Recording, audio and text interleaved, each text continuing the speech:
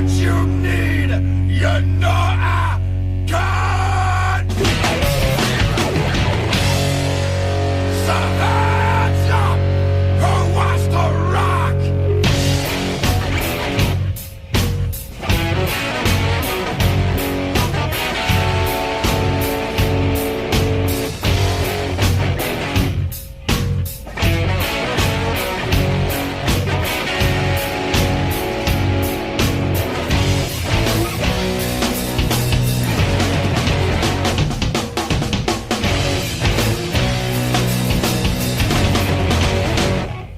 Are you cool? Well, I'm cool. This is the Metal Hammer of Doom, and I am your host, the mandated reporter, and frankly, I'm mortified, Mr. Mark Radulich. And this is it. This is the main event. This is what we've all been waiting for all year long. We here on the Metal Hammer of Doom have been waiting for a new release from the greatest band in the history of music, the greatest band in the history of metal. Ladies and gentlemen, from Maryland, this is Clutch and their newest release, The Book of Bad Decisions. Yes, sir. And here to, of course, help me talk about that, he's here to help to teach you how to shake hands. He's all about straight talking, no jive.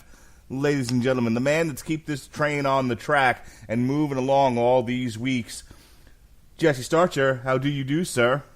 Well, let's get hot. Oh, my goodness, Mark Radulich. I cannot wait to discuss our album tonight. This is what I longed to be part of the Metal Hammer of Doom for. Ever since I heard you guys talk about the retrospective that you did, the coverage of I can't remember which one it was. I think it might have been Earth Rocker. I got to listen to that, and I was like, I've got to be a part of this someday, somehow. And tonight I lived the dream. And thank goodness we aren't alone. No, the prodigal son has returned. Ladies and gentlemen, he is one hot bottom feeder. When you say a cat 5 is on the way, he says that's all right. I just got myself a new cat from an alley somewhere. Ladies and gentlemen, he says bring on cat 12. That's right. Cat 5. I've already got cat 12. Ladies and gentlemen, the second chair has returned after being absent all these weeks. It's Robert Cooper, the Metal Coop. How do you do, sir? I mean, technically, Cat 5, bitch, I've done it twice, because I've got 12 now. It's great. I mean, I coaxed the cat out with a fucking piece of ham, grabbed it, and it just sat under my passenger seat, meowing and meowing and meowing, and while I fed it ham. It's great. You know, if only my luck at grabbing women were as good as my luck at grabbing cats.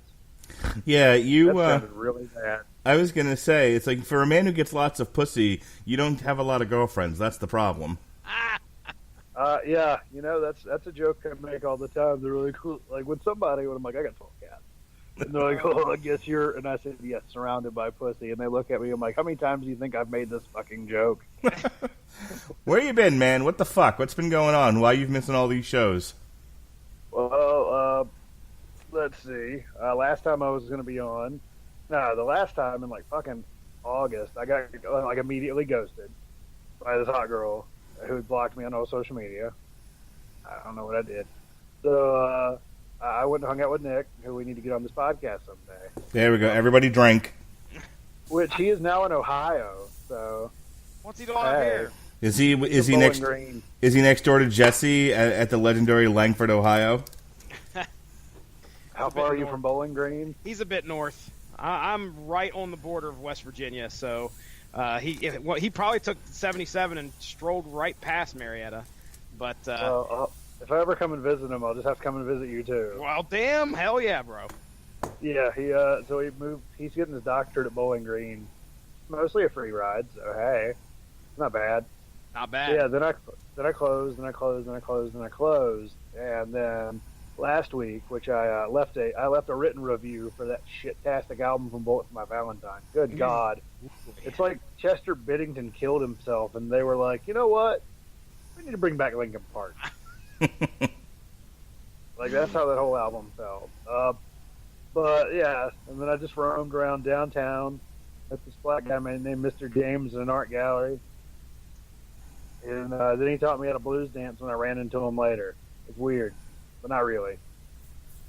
Okay, it kind of was, because he was just as big as I was. So it's like these two giant men blues dancing in an art gallery at 1:30 in the morning while he's drunk on boxed wine. Wonderful. I'm waiting for you. I'm waiting for you to say. And that night we did ecstasy at some Puerto Rican girl's quinceañera. I'm Peter Griffin, and these are my stories. That's a Family Guy joke, everybody. All right, let's not take waste. A drink.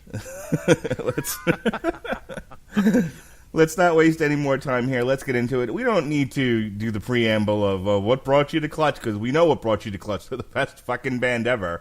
We've done 2 of their albums already. Plus, we reviewed Earth Rocker. We reviewed what was it? Psychic Warfare. Psychic Warfare. Mm-hmm. You know, and we did 2 retrospectives. We did one of their major releases. Then we did a second one of deep cuts.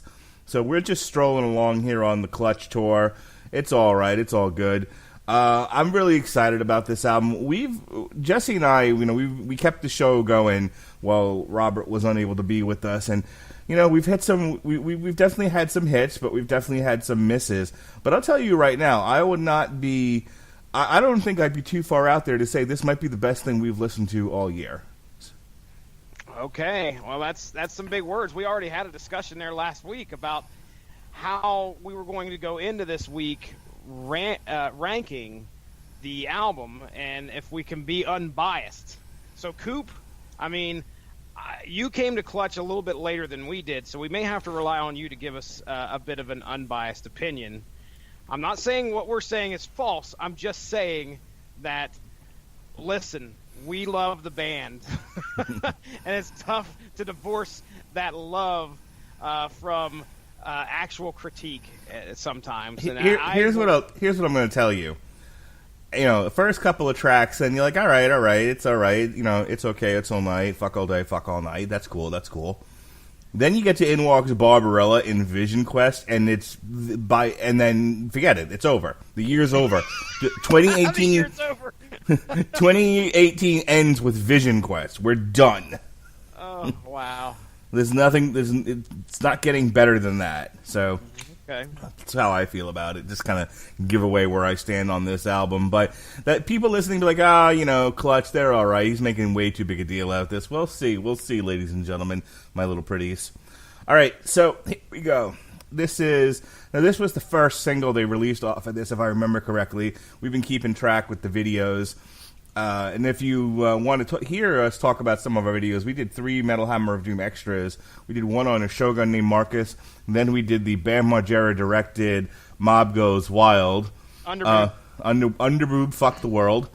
And then finally we did How to Shake Hands. But like I said, this is the first single they released. They did a lyric video, I believe, for this one as well. This here is Gimme the Keys.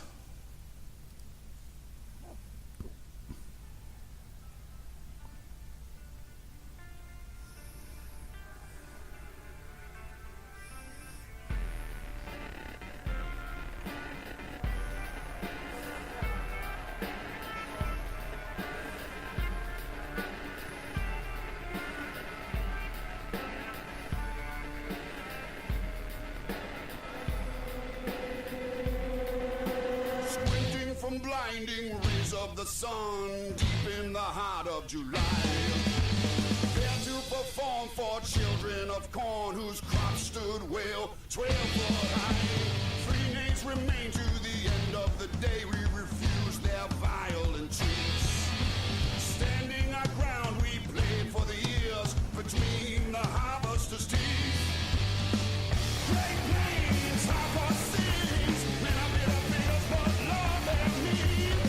And on my mind is being shot to hell. The details of the night I remember well. Gravel and locusts, they swore to rope us. We did our best to steer straight. Trailer and hit straight into the ditch, praying to Jesus and the holy saints. Despite the violence Sometimes I look back and nostalgia begins to take hold. Wisdom of sorts is found in due course in the rows of silver and gold. Great plains, hardcore seas, been a bit of biggest what love there mean. And though my mind was pretty unshot to hell, the details of the night I remember well. Alrighty. You know, I tell you, if somebody would ask me, hey, what does Clutch sound like? I would just play them that song. That's, oh, yeah? That is the quintessential Clutch sound for like the past 5 albums. Yeah, I can't disagree. It's very representative of what the band usually sounds like. They drift into different, into different stylings throughout some of their tracks, but this is a good showing of what you're usually going to get. Say, this is the bass sound. I feel like this is where they start, and then they drift into gospel, or they drift into country, or they drift into punk. But this right here is what was the name of the album with The Mob Goes Wild on it? That would have been. Hold on a second, I could tell you. Yeah, we're great Clutch fans here, ladies and gentlemen. When we can't remember the damn, was that right there was Blast Tyrant, sir. Blast Tyrant. So, like, from Blast Tyrant on, I feel like this has been their bass sound. So I think it's I think it's a good way to kick off the album. There's nothing particularly special about it, but I feel like, you know, like as many Clutch shows as I've been to, as many albums as I've reviewed and I've listened to, I feel like this is where they start in the writing process. This is where they start from, and then either they kind of stay along that path or they zip off into some weirdo direction. Mm-hmm. Yeah. I just want to throw this in real quick. I think this was our good buddy Josh Calandros. He had one complaint about one of the videos that was released. He couldn't remember which one, which we pretty much narrowed it down. It was this song. He believed that the word that he used, it sounded muffled. It wasn't enough. It wasn't communist enough for him? I didn't ask him about his politics, sir. He just said it sounded muffled. But I don't know if you get that vibe or not. What do you think? What do you think, Coop? What do I think? That's a very good question. Oh, here we go. Bane has arrived. I think that they have lots of different musical influences and like to put them in a pot and then make the music, Batman. Thank you, Bane. I like the way you always... you're welcome. I like the way you put it. Like, you know, there ain't no singing from that microphone. It's preaching. Preaching from the pulpit. Yeah. But I like the way that it's always... I like the way that Clutch presents the music. Because, like, gospel does very little for me usually. But when I feel like when you almost move it into a up-tempo sort of rock sound, I think it works. I really dig it. And this song's like really... It really grows on me. Like, the first time I was like, oh, okay, that's Clutch. But the more I listen to it, I'm like, yeah, listen to this fucking shit. It's like, it's like off the fucking chain. I told Jesse, and I feel like you'll hear this more once you get to Vision Quest and some of the other songs down the line, but I feel like this had sort of the spirit of Jerry Lee Lewis in it. You know, this definitely has, I feel like, at its roots, some of that, like, southern... I'm not entirely sure what you would even categorize Jerry Lee Lewis as.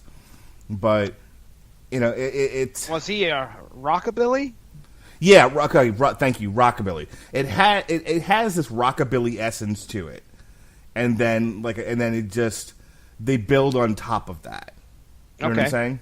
Mm-hmm. And I feel like that's pervasive throughout the entire album.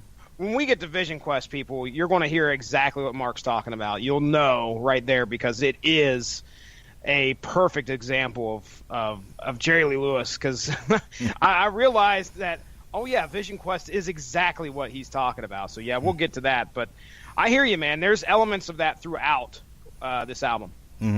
Every song feels like Clutch should be playing behind a fence and beer bottles should be flying through the air. And the mob goes wild. All right, speaking of the mob going wild, ladies and gentlemen, this is the year I was born. This is The Spirit of 76.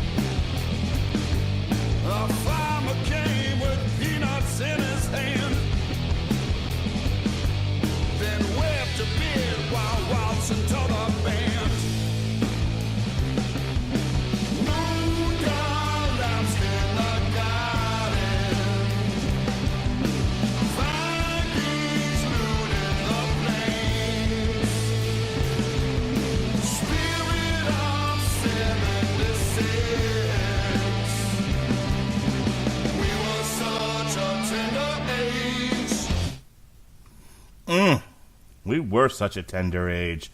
My, oh my, what a wonderful day. Spirit of 76 takes us back to the early Clutch, if you ask me.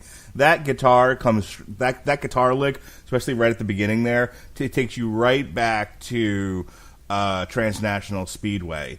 But, it still got, it still keeps to the theme that we were talking earlier. It's probably... See, like I said, everything has a base, and then it drifts in a different direction. This drifts to the more harder Clutch, but it doesn't have that frenetic beat that you would associate with older Clutch. The more punk influenced Clutch. So, I'm thinking that guitar lick took me right back to Transnational, but you could also say that could have very easily fit right on Clutch, the self-titled album. Yeah, I'd agree there. There was a point in the morning. Now, see, let me set the scene for you here real quick. My daughter was dancing naked around the house. No, that's your son. Oh my! And you put him up to it, Mark Radlich. So I did. I don't want to hear nothing about it. I led him astray. So, usually in the mornings, my daughter's got me listening to BTS, and the most recent BTS album dropped. Okay, now I don't expect most of you to. What's BTS? BTS is a Korean pop group, and they have. They have exploded amongst the teeny bopper scene apparently, and Kira's a big fan. So now, white kids are into Korean pop. There's well, more white kids are, because quite frankly, most of the kids. Most Koreans are white, Mark Radlich. We're white kids. Well, I mean, yeah. I don't see color. So she's having me listen to the new album. Well, Clutch drops, and I said, Kira, you have to experience this album with me. Me and her and I listened to the album for the first time together. Okay? Now, first song we just covered, I had already been exposed to it, listened to it a good bit. I was excited to hear it. Second song, Spirit of 76. I can tell you that I all of a sudden was not. I was fearful what was going to come next on the album because I was not into this song. And as I've said on previous reviews, I like my Clutch fast. The Regulator's a good song. Everybody seems to love The Regulator. I'm not a big fan. Because it's amazing. Okay, thanks. We're all allowed to be wrong. Yeah, apparently. I'm not a big fan of it because they slow things down, and it's just not my style. So Spirit of 76 really felt like they switched gears, slowed it down, and just like you said, there's not a frenetic pace to this.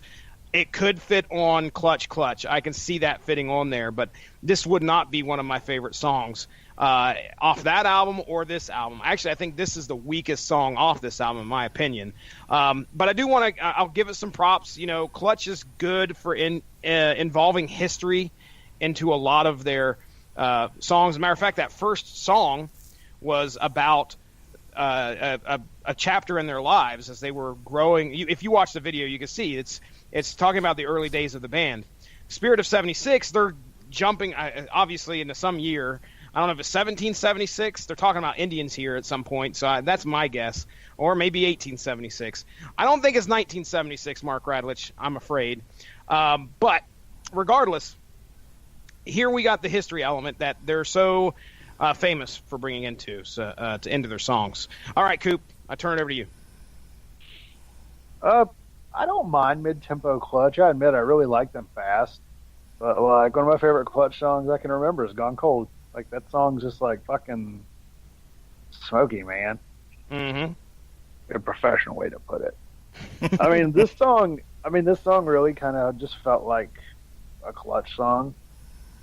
Quite frankly, like it didn't really necessarily stand out in the annals of their musical repertoire, but it's one of those that was enjoyable. I liked it. I felt like it was a good time. It just, it felt like a good Clutch song. Yeah. I'll tell you, when Earth Rocker came out, Earth Rocker kind of had like a kind of start to it. You know, the first couple of tracks on there, I'm like, yeah, this all sounds like Clutch. None of it's bad, but none of it wowed me. Then you get the DC Sound Attack. It's about midway through. Yeah, and your mind gets fucking blown. And in the words of Dennis Hopper, I'll fuck anything that moves. That's what happens with that song. Bringing that back. Yep. Yeah, before we started the show tonight, I took a nap so that I would be ready for the show tonight, and they said, "Hey, how you feeling tonight?" Rattledge, and I said, let's fuck. I'll fuck anything that moves. And then had to explain that that's a Dennis Hopper line from Blue Velvet. I just thought you were happy to see me. Well, that too. Anyway, speaking of happy to see you, this here is the book of bad decisions.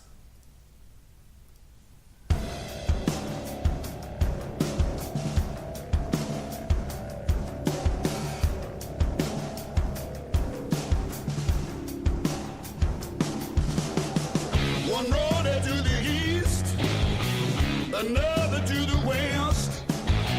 In a fit of desperation, in the dark I saw redress.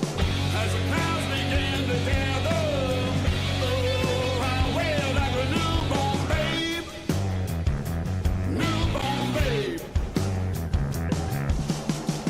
And open the book of bad decisions I have made.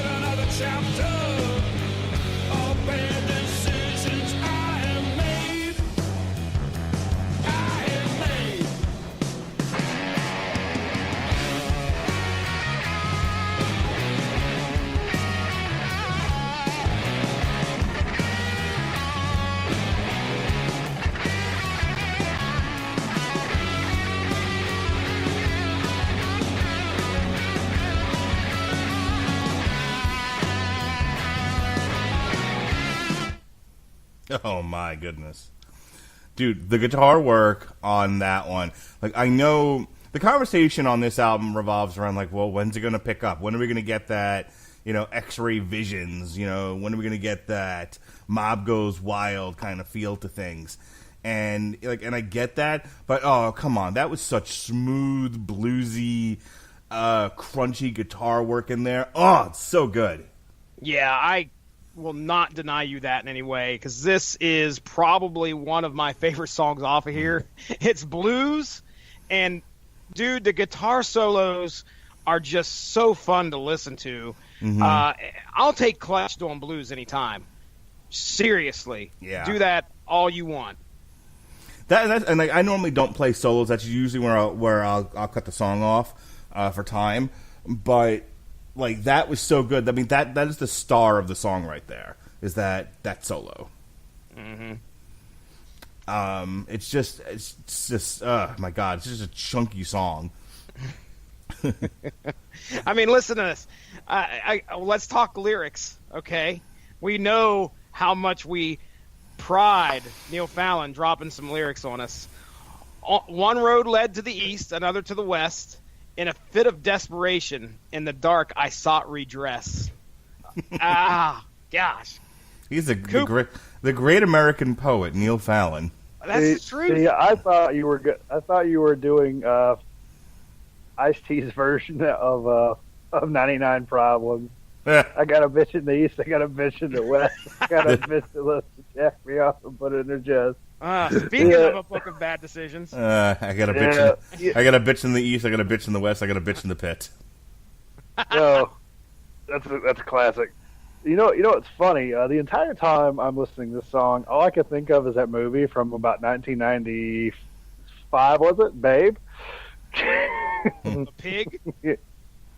I can think of is just he's like, I was a newborn babe. I'm like, but when is he gonna be Babe 2? Big in the big city. Oh yeah. When's he gonna be Bacon? That's my question. I hate bacon so much. Get the fuck off my podcast. Did you not know this about me? No. Like, I hate. God, I don't like bacon, coffee, oranges. This is why you don't have a girlfriend. You're into cats and not bacon. Ooh. That's the problem. I'm into cats, heavy metal, anime, and not bacon. Like, and I don't like dark chocolate. Like, my list of food I don't like is weird. That's like the exact opposite of shit I love. Yeah, I don't understand you at all, sir. I just had like a really nasty, too much, like way too much for anybody to hear comments. I'm not going to make that joke. You know it's bad when my head goes, ooh, I don't think the listeners want to hear that. All right. Let's just put it like this. The ladies love me for that. I don't know what's happened to this. Dude, I don't know what's happened to this podcast, but I don't like it. Go ahead. But no, like this song, I admit, Mark does a really good job of selling me on some of these songs, because this song was another one that, I mean, the hook of it got me. The cadence of it was really different, but it didn't necessarily stand out as a song that I really felt that I would return to. Again, I'm kind of with Jesse on Fast Clutch is my shit. Like, I like it fast and bluesy, but in more your harmonica way, not as much of the rockabilly kind of blues guitar. When it's hard rockabilly, that's really when they hit their stride. When you have that confluence of rockabilly and blues and punk, and it all just meshes together in that pure, authentic Clutch sound. That's, I think, what we're all kind of waiting for, and it's coming. That reminds me. Now all of a sudden, I'm kind of worried. Do we get the harmonica at all on this album? Ask me again. Ask me again after In Walks Barbarella and Vision Quest. I tried to watch Barbarella once. You know what? Like, channel actually, like, in my middle school years, formed my sense of film only because it was uncensored and I could see titties. IFC. Was it Blue Velvet? IFC. Oh, dude, Blue Velvet was on there, man. Like, they showed fucking Kurosawa films. I watched some straight up great films just because it had an N on the content warning. When you go to work tomorrow, you should actually walk in and just yell out, "Let's fuck! I'll fuck anything that moves." You know what's really funny is when I worked on the floor, I could get away with that. Like, I could walk into the break room and go, "All right, guys, let's fuck. I'll fuck anything that moves." And then the first person that does, I'm like, "Ha ha!" You know, as a listener to this podcast, you have to ask yourself, like, all right, so they're reviewing Clutch tonight. What weird thing that doesn't connect at all are they going to be obsessed about and not stop talking about the entire podcast? Tonight, it's Blue Velvet. Next week, who knows? I mean, I don't know what my schedule is next week. We'll have to see. Because I found out that the store doesn't work if I'm not closing. Because, God damn it, am I good at it. Yeah, that's the problem with my job too. If I'm not there, nobody does anything. Like, people, they may have a body sitting in central booking, but they're not doing anything. They're essentially keeping my seat warm, as I've come to find out. Yeah, like I felt awful because get this. So we just hired 3 new managers. But you have to go through all your training before you can get like your key and your like override call, before you can get your real manager stuff. So until then, you're just kind of a body that's learning how to manage. Well, we have 3 of them all at once, and I had to close with one. It is like closing by yourself because they can't do anything and they don't want to make any decisions. Nice. But the guy tonight, he is closing with all 3 of them at the same time. I'm like, oh, I looked at him and said, "Oh, bless your pumpkin pie heart there, Ted." When is the hurricane expected to hit? That's the thing. I've heard it was Thursday. Now they bumped it to like Friday. But I've heard Sunday or Saturday. Because if it's Sunday, I can go see Neo Obliviscaris without worrying about my little Mazda 3 going and floating down the fucking river. That being blown to Oz. Even though there's no fucking rivers in Greensboro, really. But, because, it's them and Winter Sun, and that concert is going to be fucking titties. Like, oh my God. But, yeah, I'm a little worried that, I may, I may fuck myself over and, go and then get stuck. All right, this next song, we did a Metal Hammer of Doom extra on, and I used it a little bit as my intro tonight into the show. It's so good. This is one of those quirky Clutch songs where it's hard to place, it's hard to describe, but it's great fun. And if nothing else, you gotta listen. You gotta see the video for it. The video for it is hilarious. This is How to Shake Hands. Make America Great Again, Neil.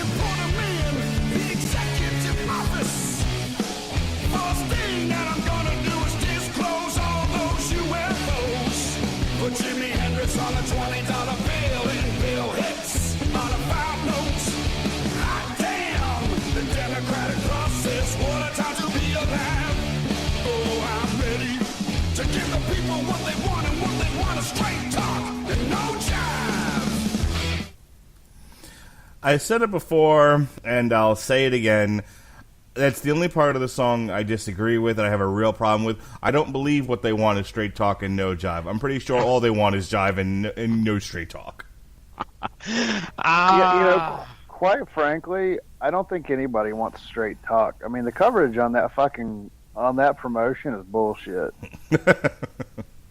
This song is fantastic. We talked about, Jesse and I talked about this on the Metal Hammer of Doom Extra, how this is absolutely a reaction to the Trump presidency, but more I think in the way of how you can get somebody who really is not qualified to be an executive officer of the United States, but can get by. But can get by on just pure charisma. You know what? When you put fucking 15 points in charisma and you roll straight 20s, by God, you're going to get your way onto the throne. I mean, he's got a solid, like a 6 in intelligence, but fuck, he keeps making them saving throws. Man, I'll tell you right now, if Neil Fallon said, "Hey, this is the ticket, this is what I'm running for," ladies and gentlemen, if you vote for me, UFOs are disclosed. Jimi Hendrix is on the $20 bill. Bill Hicks is on $5 bill. All right, ladies and gentlemen, bring your own beer to the White House. He's got my fucking vote. Okay? I don't understand what the problem is. That's his whole platform. He's gonna, and then later on, he's gonna take a ride on a UFO. Oh, please bring that shit on. And to paraphrase Patton Oswalt, if Neil Fallon were to become president and take a ride on a UFO, would we be any worse off than we are right now? Nowhere to go but up. But do you think he's going to invite Rob Zombie on that UFO? Oh, no. Everybody will be fucking on a UFO if Rob Zombie's there. I think Neil Fallon is a better man than that. He knows better. Because everybody's fucking in a UFO. Oh, I remember fucking Christmas Eve. We finished watching Silent Night, Deadly Night 2. I'm sitting at Nick's house with his girlfriend, and I'm like, "Hey, Nick, you want to see giant dick aliens and Rob Zombie?" He goes, "Fuck yeah, Coop."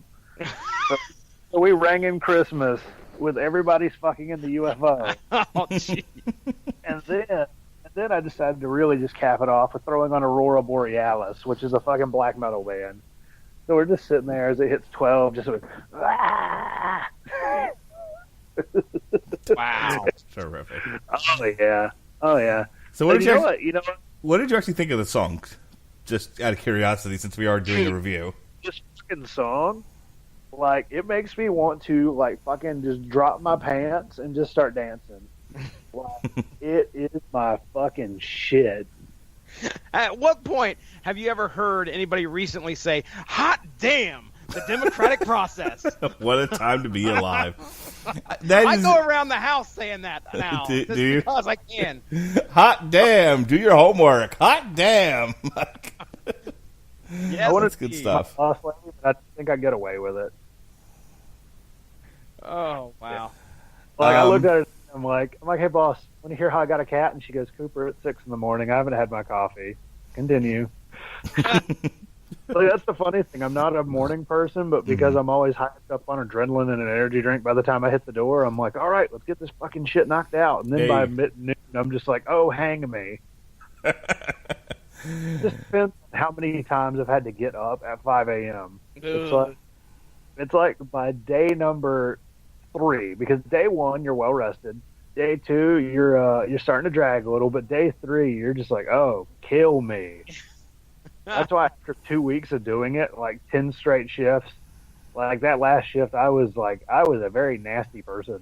I told somebody, "I have a temper." They're like, "I couldn't see you angry." I'm like, "See me getting up at 4 a.m. for 2 weeks." Angry. I love that. That song is very much. It's driven by two things. Obviously, the lyrics. That is a very lyrically driven song. If you don't get what's going on there, you've really missed the entire point of the song. But it's also driven by the drums. I feel like the drums really push that song forward. What do you think, Jesse? Neil Fallon. That'll be my answer for every musical critique for the rest of the album. No, seriously, this song itself, I don't know what stands out the most. I'm the guy that's got brought to Clutch because of them singing about aliens, Area 51, Bob Lazar. So to hear him talk about UFOs again just makes me smile. Okay, that's one of the reasons why I love this song, because Neil Fallon not only is going to disclose the UFOs, the motherfucker's going to go for a ride on one as soon as he wins the presidency. So there you go. I want to go back to that line, hot damn the democratic process, what a time to be alive. I feel like he wrote that election night. You know what I mean? Like, oh, yeah. Like, they called the election for... Do you think he was listening to the Radlich and Broadcasting Network breaks down the fucking 2016 election as he did it? If yes. not, ladies and gentlemen, you can go to find it on YouTube right now. Which is like Mark just being like, this is great. He's like, oh boy. And just watching me slowly break down into, God, this is what we fucking deserve. Just watching me do the math. 90% of the coverage of that was me going, it was me and Winfrey going, yeah, we called this months ago. We said this was going to happen. We're not surprised at all. Like, no, wait, guys, no way. No, we can't let this happen. And then I was doing the math. I'm like, no, we're fucked. All right, though. See, he set up a proof plan. He put in Pence. Pence is crazy. Keep in Trump. Did you feel like you were careening towards a bottomless pit on a high-speed rail there, Uncle Al? I mean, but do you think he's tired of it? He's tired of it. Tired of it. So I have been telling Uncle. So I've been working with some new people, and anytime people come into booking that don't know me, they find out within minutes of talking to me that I have a podcast, and they always want and again, I always laugh at the whole like you have a podcast thing, because the reaction to it is something along the lines of "You're a wizard, Harry." You know, like you're a wizard. Like anybody can have a podcast, and most people at this point, even if you're fucking homeless, have a podcast. Like it's so easy to do, and so the fact that I have one isn't really that big a deal. But people still act like it is. People are just like, "Wow, you're famous." Like, no, not really, but. I like to tell people I was famous when I had infinite time and did 4 podcasts in a week. So my point of bringing that up was I was talking to this one new person at the job, and was like, "What do you She's like, "What's your podcast about?" And I was telling her, it's basically like music and TV and movie reviews. That's the sum total of it.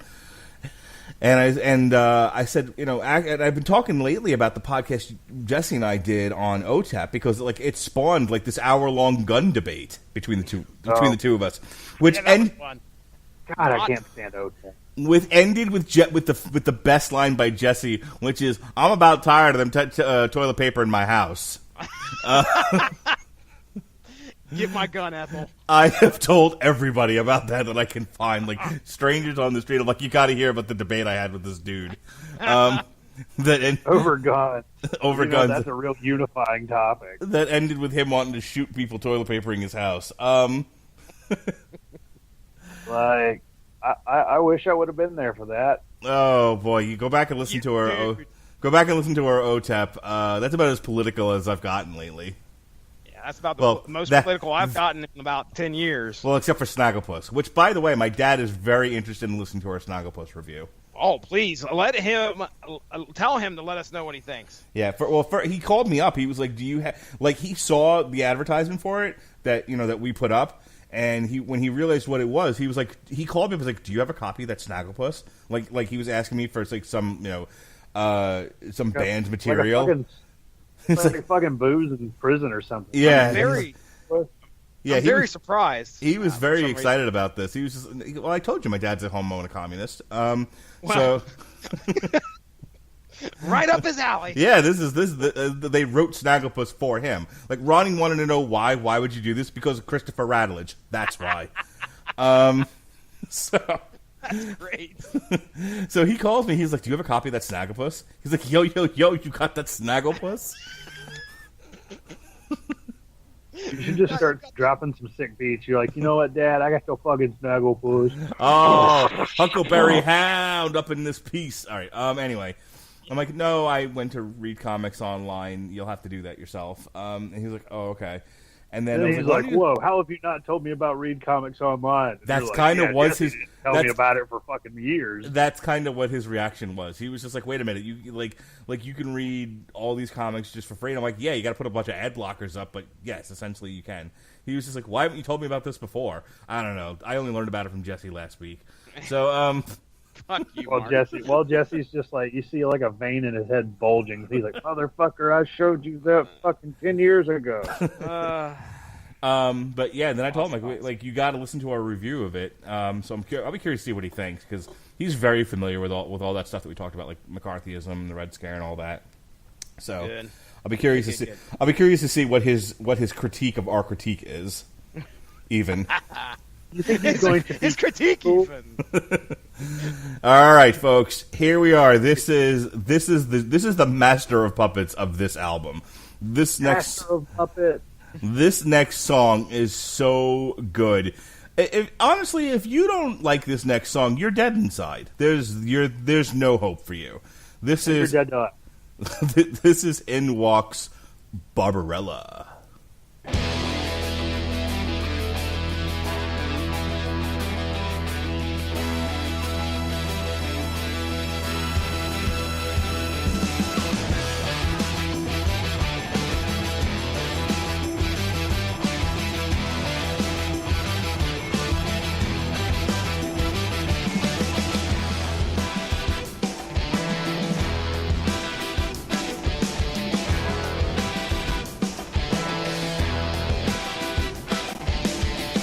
Heard you got detention 3 times this week. Playing with the bad kids down by the creek. When I was your age, oh, I did the same.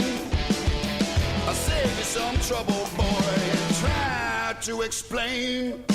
Black on track beams, weaponized fun. In walks Barbarella, set to stun. Defcon track beams, gamma ray gun, straight out the mothership. Weaponized funk. Let me back up 20 years or so. Before I met your mama, I was living on the road. I made a bail from the astral planes. Hopped in my 710. I was never quite the same.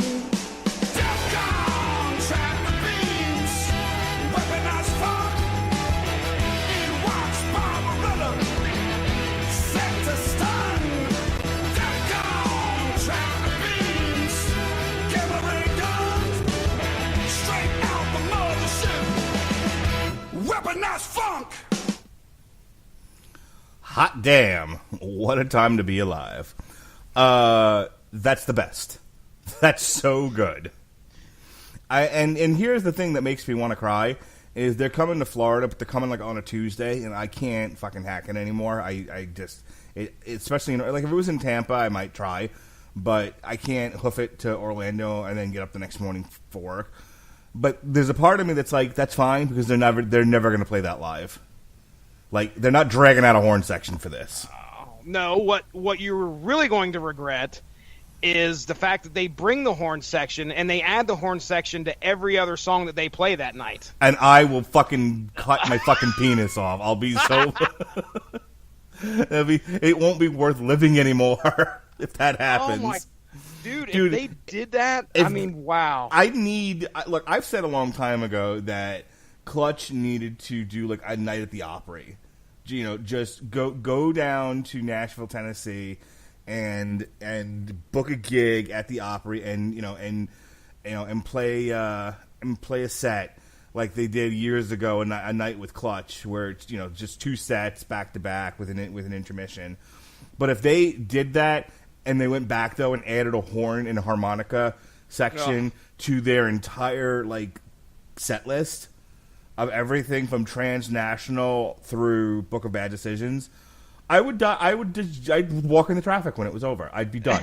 It's done. Yeah, there's no reason to go on anymore. No, because you've experienced life. Yeah, I've hit the pinnacle. There's nothing more to say. It's so good. Oh my god, the horns. First of all, I don't know if you watch HBO at all, but there's a show called The Deuce, which takes place like in the 70s, and it's the rise of Times Square pornography. You know, it's the rise of like the peep shows and the porn theaters and everything. And it's like I hear In Walks Barbarella, and I'm like, they need this song to open up The Deuce. This is all like I just want to put on a big floppy hat, put goldfish in the heels of my shoes, and walk down the street to this. Oh man, it's so good. I just want to say that I remember I found out about the video like probably a week or so after it dropped, and I was kind of mad at myself because usually I'm up on the notifications. If you follow Clutch on Spotify will usually send you an email saying, "Hey, new music from Clutch, whatever." Well, I missed this, and I come to the video a week later, and I'm like, "Oh boy, they dropped a fourth video from this album," and I remember playing it and going, something's different here. And it took me a second. I was like, do I like this? Do I? No, I love this. I absolutely love it. And I sent you guys a message. I said, I don't know if you guys have heard the new song or not, but there is a horn section in this song. And then I watched the video. I actually pay attention to what's going on in the video. And this was one of those ones where I kind of chomped at the bit to maybe get that on the Metal Hammer of Doom Extra, because it had, if not as much going on in it, just like How to Shake Hands. Now, just real quick, ladies and gentlemen, this song is actually the third part of a trilogy from X-Rays, Firebirds, X-Ray Visions, Firebirds, and then we have In Walks Barbarella. There's elements in all three songs that fit together. And according to Neil, this is the third chapter of that story. And the video does a great job of displaying what's going on in comic book form, somewhat animated comic book form, I should say, where we have the white shirt, black tie, Neil Fallon and the rest of the group, just like from X-Ray Visions. And they continue apparently to grab this suitcase. That's the big thing. They're trying to get this suitcase, and this chick is after them. This girl from the astral planes, which apparently may be the girl that was after the energy weapons in Firebirds. So anyway, I love the fact that they've tied these songs together, which is not usually something that you see. Like Big News 1, Big News 2 are the top two that I could think of, Clutch songs that actually somewhat loosely tie together. I can't think of too many others that really involve a story continuing from one song to the next. So that's something unique that Clutch has done that I really enjoy. And the fact that In Walks Barbarella is the best song off this album, in my opinion. It'll be, oh man, it's DC Sound Attack was like the top song for me for quite a while. And then this comes along. It takes a rare Clutch song to usurp my favorite from before, and this one did it. So, Coop, I've went on long enough. Please. If there's anything in my life I'm really good at, it's going on way too long. Like, boy, oh boy, I mean, yeah, I can talk. Tell me about the library, Coop. Tell me about the pawn shop. Oh, dude, I haven't been to a pawn shop in a while. I'm not gonna lie, it's been a hot minute because I keep buying shit from the internet instead. Like I bought a Japanese Power Ranger DVD set for $20. So I was like, hey, I mean, eBay is just a pawn shop of the internet. Let's be honest. That's the truth.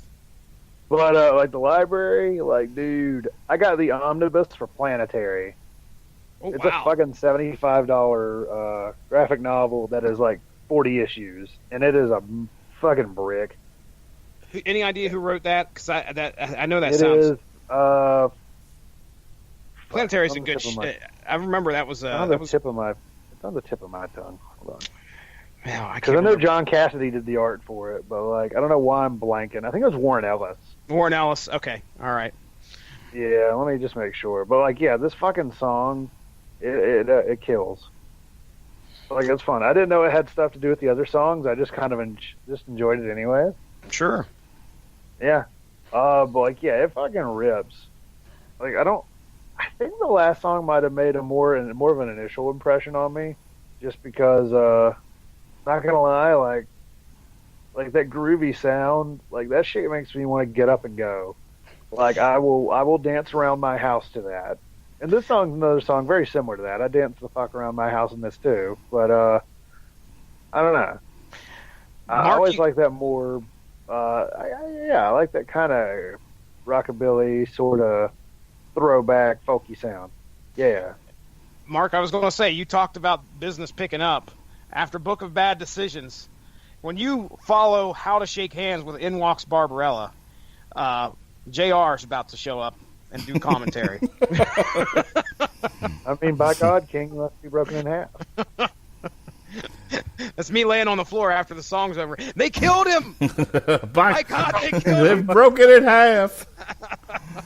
Dude, In Walks Barbarella has such a great 70s funk to it. And I'm coming to realize that emphasis on the brass in a song that takes elements of 70s funk. Like, I want to, like, there's I'm not going to play it. I don't even know if I can find it on Spotify right now if I tried.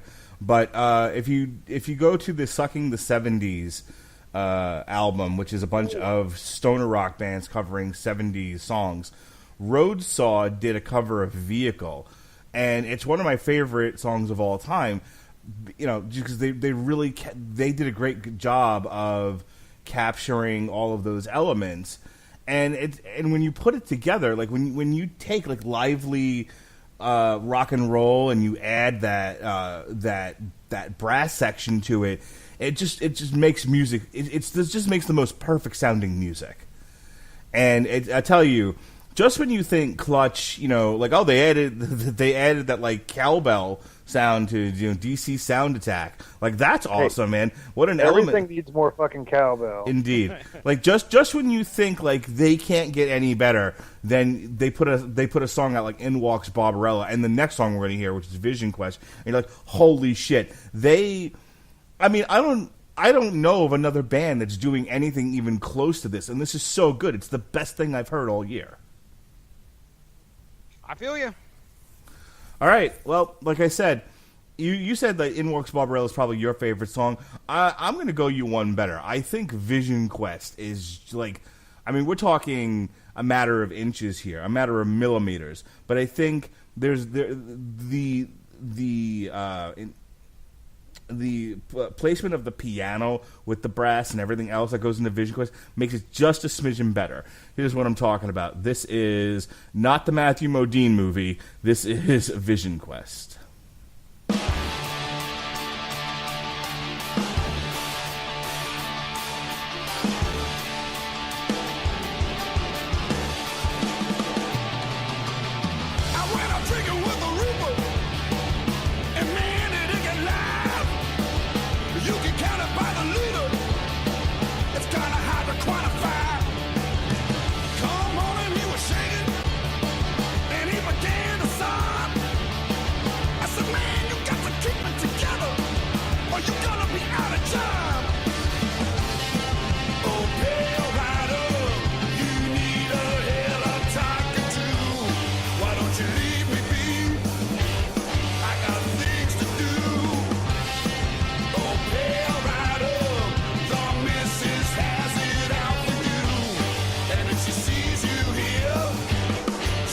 Cut you through. 3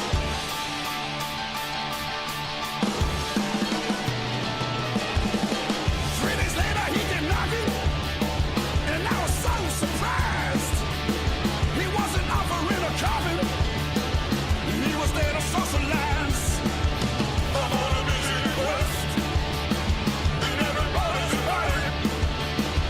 And I'm just the best. It's so damn exciting.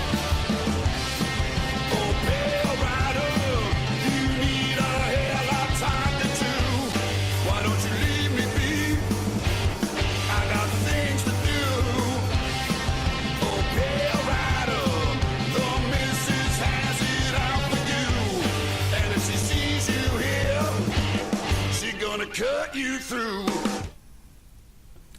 Oh my god! Oh my god! Oh my god! All right, so I bit of there's no brass in that. It's just the piano, but still, that's so good. This is what. The first time I heard that, I was actually driving out to Port Canaveral to go on the cruise on Friday, Jesse, and as soon as I heard that, I'm like, I threw my phone at my wife, and I'm like, text Jesse immediately and tell him, think Jerry Lee Lewis.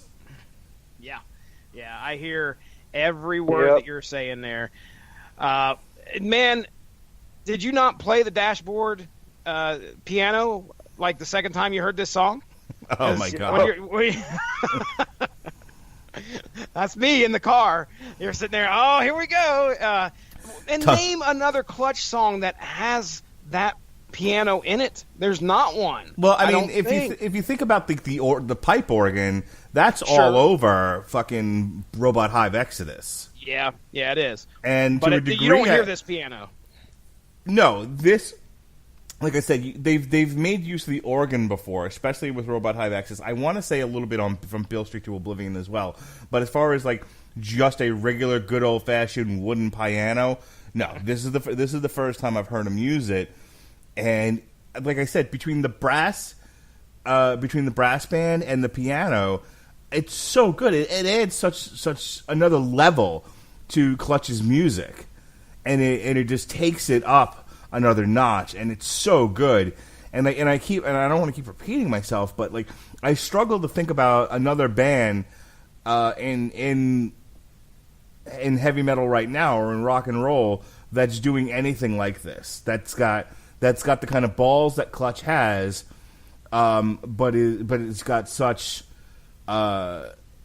different instrumentation, and really creates these. Clutch has this really weird way of producing a sound that sounds familiar, but is still very different. Mm-hmm. Yeah. When you look at the lyrics of this thing, that was kind of the central part that I was focusing on when I was listening to this, and it is just a goofy story. When Death shows up this guy's door, he wants them to go out drinking because, hey, he's on a vision quest. Everybody's invited. Ain't life just the best? I mean, it's just it's a funny story to see happening in your mind. And this guy, he's trying to get him to go drinking with him, is like, dude, you've got. Death has a wife to worry about, ladies and gentlemen, apparently, and she's going to give Death hell for staying out late drinking. And I mean, great sound, hilarious story. So I mean, you are right. It's probably, in ways of being a unique song on this album, it's right up there with In Walks Barbarella. So, but yeah, Coop. It's like one. It's like 1 and 1A. You know what I mean? Yeah, exactly. Coop, what was your thoughts on this one? Like, every time I listen to this song, I just think of like the '60s. Yeah. Like late '60s, early '70s. Like, yeah, I just keep imagining like like the song's climax and the dude's on the fucking piano like just like fucking going crazy on it. Like lighting that shit on fire, tongue wagging, still gets knocked over. Why is he dog tonguing it? Is he fucking whacking off on it? He's fucking his cousin and marrying her. It's fine. What? Whoa! Wait, I didn't know he joined Alabama. Waka waka! You guys don't know the story of Jerry Lee Lewis. You've never seen Great Balls of Fire. No. I've heard of the cousin stuff. I have not seen the movie. Ah, Dennis Quaid's great as Jerry Lee Lewis, but yes, he married his 13-year-old cousin. What is it with us and actors named Dennis tonight? Yeah, he married his 13-year-old cousin, Jesse. Ugh. Yeah. I mean, hey, at least you know she's got a good family. Oh. Was Jerry Lee Lewis the Big Bopper? No, that was Frankie Valentine or Frankie Valance. The Big Bopper was the Big Bopper. Jim the Big Bopper. The Big Bopper. Richie Valens is Richie Valens. And they all died on a plane. And Buddy Holly also was there. So, Oh, And man. Weezer wrote a song about him. what age do you play La Bamba for your kid? Because on the one hand, it's a fun story, about a Chicano who grows up to become, America's singing sweetheart, and then he dies in a plane crash tragically. On the other hand, there's a line in the movie where he's just like, "You got screwed, blued, and tattooed," and I'm like, I don't know when this is appropriate to play for a child. Yeah. Big It was- brown-eyed girl. So that's why they rate movies. I assume this was a PG-13? La Bamba? Hang on. Yeah. Alexa, what rating was the movie La Bamba? yeah, the NSA wants to know too. All right, let's try that again. A wiretap. Wiretap. They fucking used that. They used fucking recordings from Alexa in a murder. Nice. Alexa, what rating was the movie La Bamba? La Bamba is rated PG-13 and has a rating Yeah. of 6.8 out of 10 on IMDb based on around 24,000 votes. Oh, thanks for that extra information. Now go fuck yourself. Fucking know it all, bitch. So I guess You're better than me. So she's 7 right now. I should probably wait till she's at least 9 before I introduce her to La Bamba. Yeah. Like I said, they put ratings on those things, and sometimes it's hard to tell.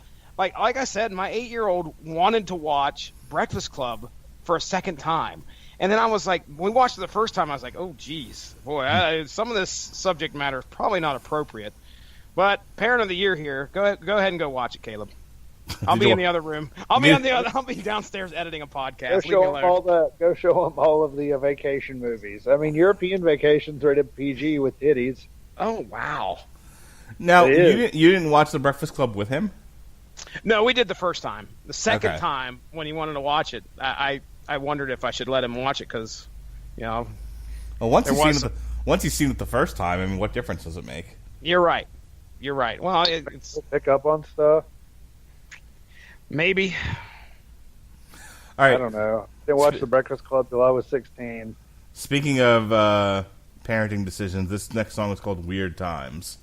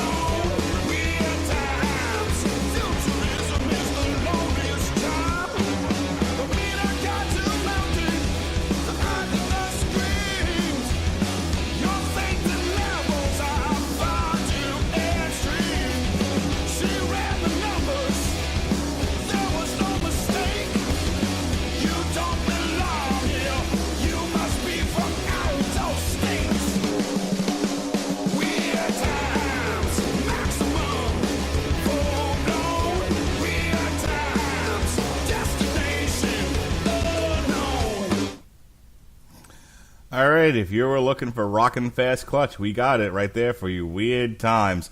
I feel like they wrote that one because they knew they were going to tour on this album, and they had to write something for the kids to mosh to. Okay. For me, this one is Pick kind up of that change. pick up that change. Yeah, Neil Fallon's yelling at him, "Get in a circle." I want two Wall of walls. death. Wall of death. Wall of death.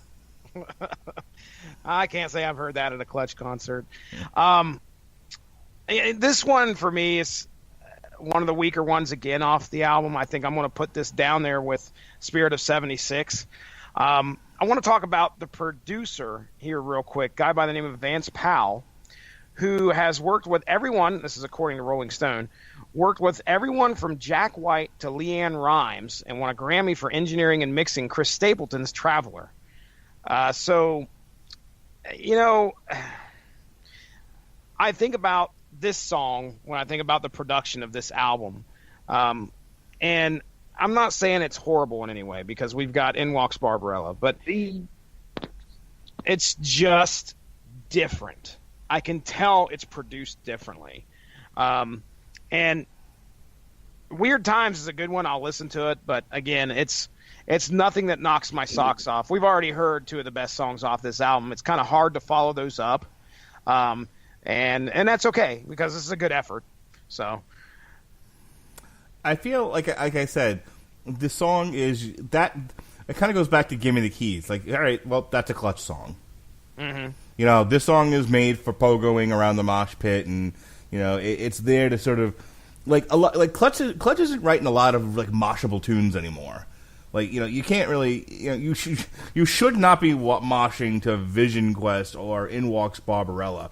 But people who go to a Clutch show want to mosh, and so it's like so I think they write some songs that have a punkier sound to it for those folks that are coming to just fuck somebody up in a mosh pit. Mm-hmm. And there's nothing to it, you know. It's fine. Like I said, on Clutch's worst day, they're still better than everyone else out there. So it's like I can't really say it's a bad song.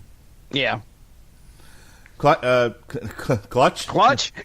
Please let us know what you think of the song you made. Hey, we already got one band to listen to our podcast. What's the worst thing that could happen? Oh wow, boy, could you imagine? We got two, and one of those ended with a legal letter. Oh.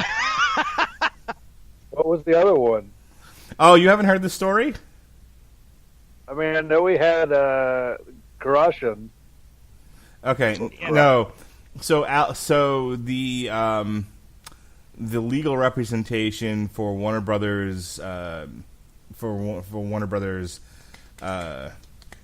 record label, which is of course what Alice in Chains is on, sent us a cease and desist. Ooh, because we played their music? Yes.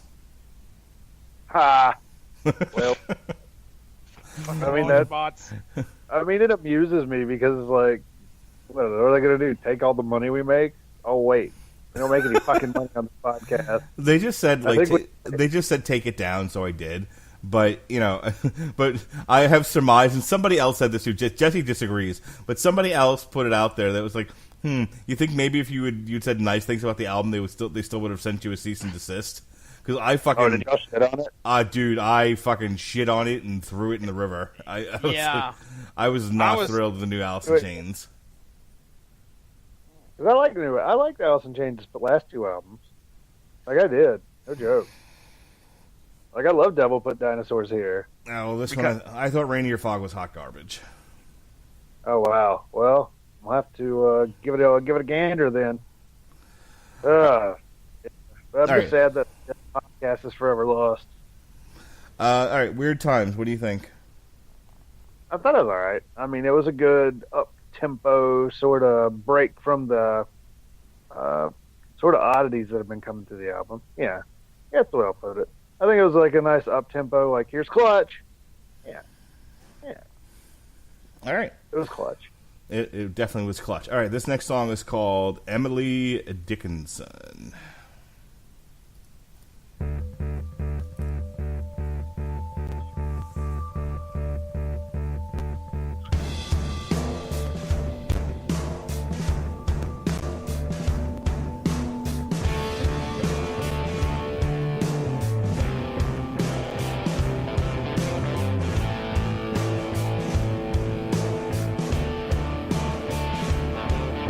The farmhouse was overtaken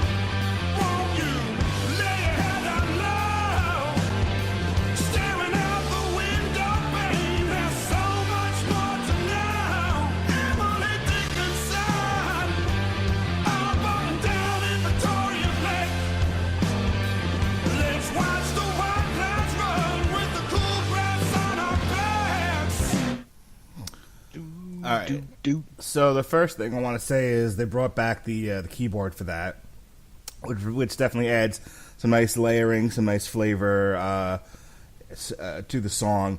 Second, I feel like somebody in the band was like, you know what the kids like? They like that song, The Regulator. Let's do that again. Now, see, this album's going to make a liar out of me because I enjoy that song. It's of the slower type, but it's got some pretty heavy elements to it.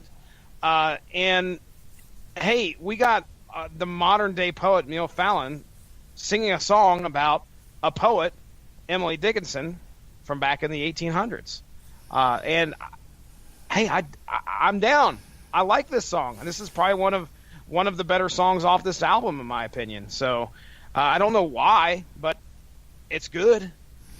I'll tell you, this album's had a lot of replay value. I mean, normally my normal routine is I probably won't even listen to an album that we're reviewing until the day of, so it's fresh in my brain. Plus, I have a lot of other podcasts that I listen to, including our own. So it's trying to get that, trying to fit it all in, in between my life. Can't always be listening to podcasts. Got I understand. I got work stuff to do. I got dad stuff to do. I got husband stuff to do. So a lot of times, like I said, I'll listen to an album going to and from work, and that'll be enough for me to talk about it. I've listened to this album like a bunch of times since Friday. I listened to it on the drive to Port Canaveral. I listened to it on the drive back. I listened to it while walking around on the boat. I listened to it while I was in the hammock. On a train. I listened to it in a box. I listened to it with a fox. Listen to it with Foo Foo the Snoo. That's right. You missed the good one, though. I listened to it while resting in a hammock on Castaway Cay. Do you know what Castaway Cay is, Jesse? I have no fucking clue. Sounds like a drug. All right. So neither one of you apparently have ever been on a Disney cruise. That's correct. You need no. You need to at some point in your life take your family on a Disney cruise at least once. I would make that suggestion to you. I mean, like I've now done this like 2 or 3 times. I don't really want to do it anymore. But I would suggest doing it at least once. And you can do like what we did, which is the 4-day. This next bit has been brought to you by Disney Cruise Lines. No, in all seriousness, they have like these like really short cruises where it's just 2 stops in the Bahamas. One is at Nassau. One is at Disney owns an island. Okay, it's their own private island. Not surprised. Yeah. Not surprised. Yep. They own an island in the Bahamas, and it's called Castaway Cay. And some of their cruises go to that island, and we've now done that at least twice, and it's basically like a private beach. They feed you on the island. It's all free food, unless you buy like a specialty item like ice cream or something like that. There's free flowing alcohol on the island, and like they have like a beach set up, and they've got some hammocks there. And I'll tell you, man, the first thing I did as soon as I hit the beach was jump right in the hammock. They're gonna say jump right into the booze river. The river of booze, yes. My daughter and I got matching coconuts. They were selling these like specialty drinks in these plastic coconut cups, and my daughter, who is very very yuppie, she's like, "Daddy, buy me a coconut drink," and I said, "Okay." So we bought them together. I bought 2, and we both laid out next to each other, drinking out of a coconut on Disney's private island. Could that not be more white, by the way? I mean, that is pretty bourgeois. Yes, thank you for saying bourgeois, not bougie. By the way, I'm on a quest to get people who aren't like poor and black to stop saying bougie. I mean, it is pretty amusing, but no, like that is straight up like white bread. You're like, Jeeves, yes, get me my coconut drink. Mr. Radlitz, we're not on the Disney island. You heard me, Jeeves. I have your family in the basement. So, Jesse, when are you signing up for the next Disney cruise? Yeah, that won't be for a while. Thanks, but no thanks. No? Yeah, you know why? It's because his son keeps getting first place in Fortnite. I told that story again today. You only did it once, though, right? Yes, I'm not.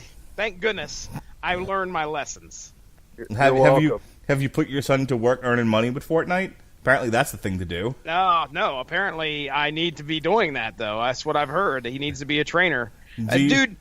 Now, let me ask you a question. It would be a catastrophe, is what it would be. Do you not want to go on a Disney cruise? Does that not sound appealing to you, or is it just like, cha-ching, I can't do it?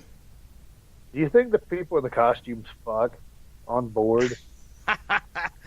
I mean, I'm sure they do. I mean, I don't think they're asexual. If that's what you're asking, Jesse, back to you. What is your objection to going on a Disney cruise? Financially, is a little bit unfeasible. All right. We'll just put it that way. And if I had that much money to do that with, I probably, man, I couldn't even fathom the drive to Florida. Really?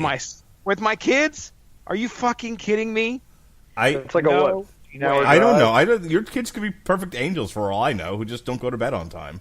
Have you heard them behind us in the podcast part? I don't know how they would be in a car though. That you can't. Jesse gets his damn baton and he goes and busts heads some night. Oh, dude! Listen, I'm not going to comment on Jesse's children. I don't know what they're like. I mean, you can't tell by just the amount of times they've messed with his computer, or spilled juice on it, or or interrupted him in a podcast when he's clearly told them go to bed. I'm in a podcast now.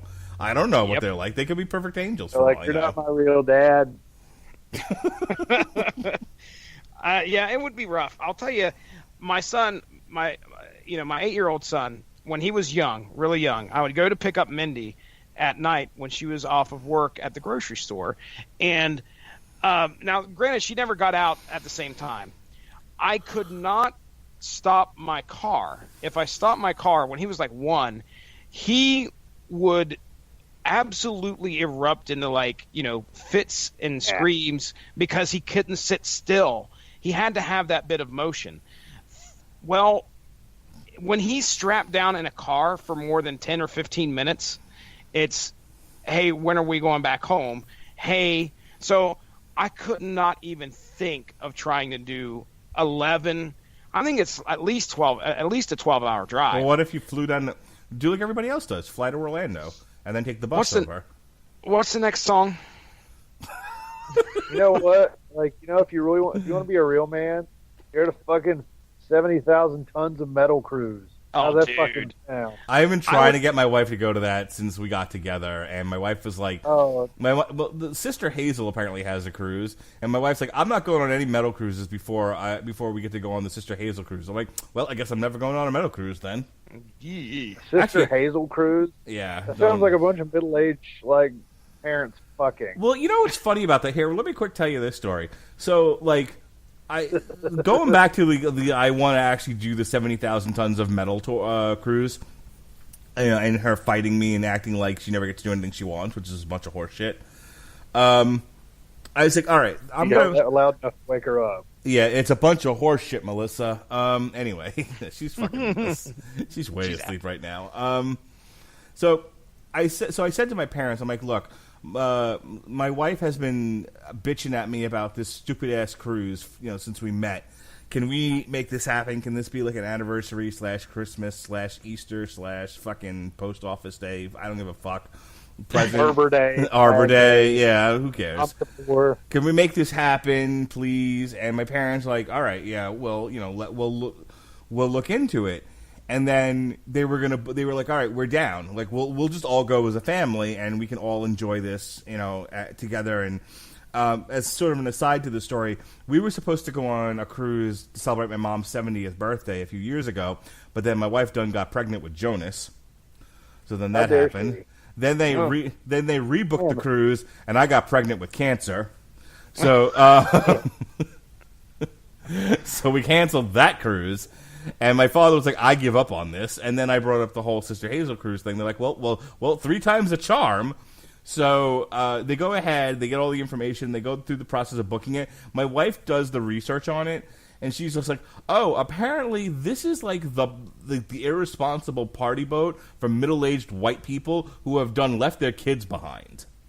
Oh, no. Yeah, apparently, the thing to do is to be white and middle class, and then and then jump on this boat and act like a complete asshole. What else do you expect when you hear Sister Hazel Cruise? Yeah, I hear what you're saying. I'm not the one that wanted to do this. So she's like, I think as responsible parents, it would be irresponsible for us to bring your parents and our kids on this white people party cruise. I'm like, but then here's me, right? I'm like, but you wanted to go. I was doing this for you. I wanted to make you happy. And she's like, you could have went with, I just wanted to go to 70,000 tons of metal, you selfish kid. I kind of said that. I actually said, what I really said was, I was like, it's fine if you don't want to do this, but then I don't want to hear anymore how you don't ever get to do what you want, since you had it handed to you on a silver plate and you fucking turned it down because it would be irresponsible. Whatever. So instead we're going on. It's so much fun. Instead we're yeah, I highly recommend it. So we went back to my parents and we're like, and Melissa was like, yeah, this is not the cruise for us. Let's do something different. So we're going. So next year in March, we're going on like a week-long South American cruise. One of the stops is in Belize, as a matter of fact. So I can't believe it. I can't believe it. That's right. So Jesse, when you flying down to Orlando to jump on the Disney cruise? Sorry, I was just thinking about recently how I celebrated my 20-year anniversary with my wife by going to go get Wendy's.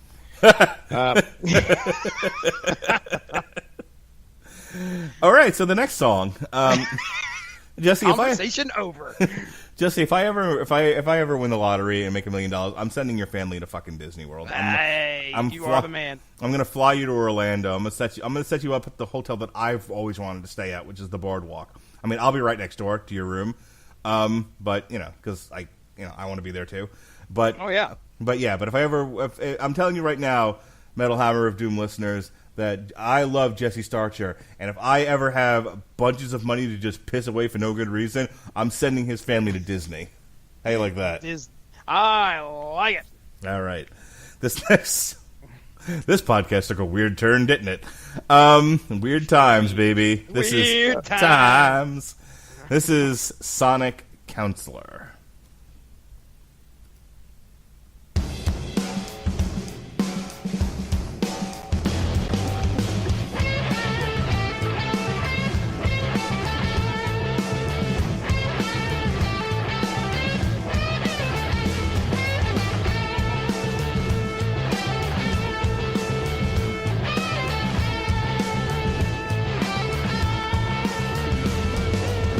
Ferocious women and ill-tempered men.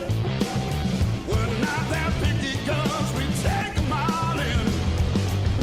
We fuss and fight and spin and cuss. Look no further, you have found the right church. Ecclesiastic, worldwide, enlightenment, solid counselor. Ecclesiastic, worldwide, enlightenment, solid counselor. Prosperity gospel just ain't our thing. The riches we seek are sent from no king. If you desire material wealth, the truth of the matter is you're in the wrong church. Ecclesiastic, worldwide, enlightenment, solid counselor. Ecclesiastic, worldwide, enlightenment, solid counselor. At the risk of sounding repetitive, that's a Clutch song. You know what element, though, that I really love? That's Neil Fallon behind the pulpit. And that's what I feel like we get here. He does that in quite a few of his songs. This song would feel at home on Robot Hive. When you look at Burning Beard and Never Be Moved off of that album, this is just feels like it's one of those that would just fit right in amongst that track list. And I like this song. This is where I wanted to go to church with Neil, this album, and I got the chance. Here we go. Robert Cooper. Yeah. I mean, that was a pretty fun song. It was a nice Clutch song. I mean, it's good. We only get like 14 of those every 2 years. So, yeah. I mean, it was quality Clutch. All right, we're going to keep it moving on here. This next song is called A Good Fire. Goodness gracious, great balls of fire.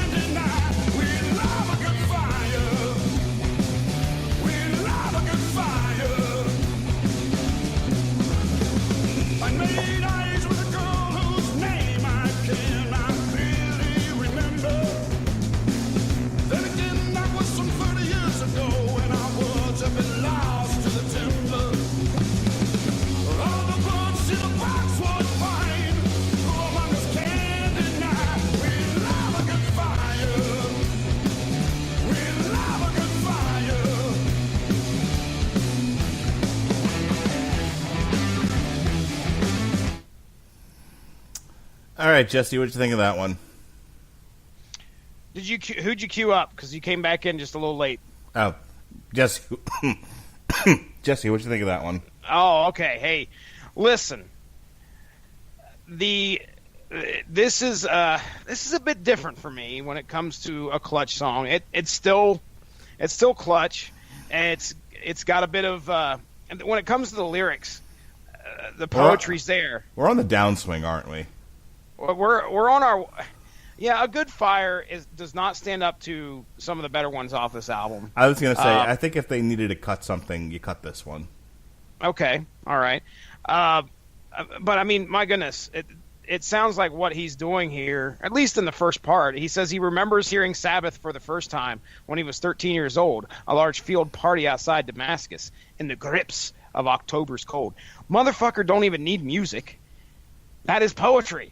It's beautiful. But regardless, it's you put the guys behind him, and it's a decent Clutch song. I'll listen to this. This isn't something I skip.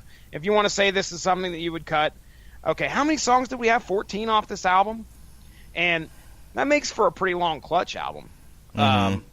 But you know, hey, whatever. A Good Fire. I'm all right with it. It's not a bad song. I'm just saying they could have tightened this up a little bit.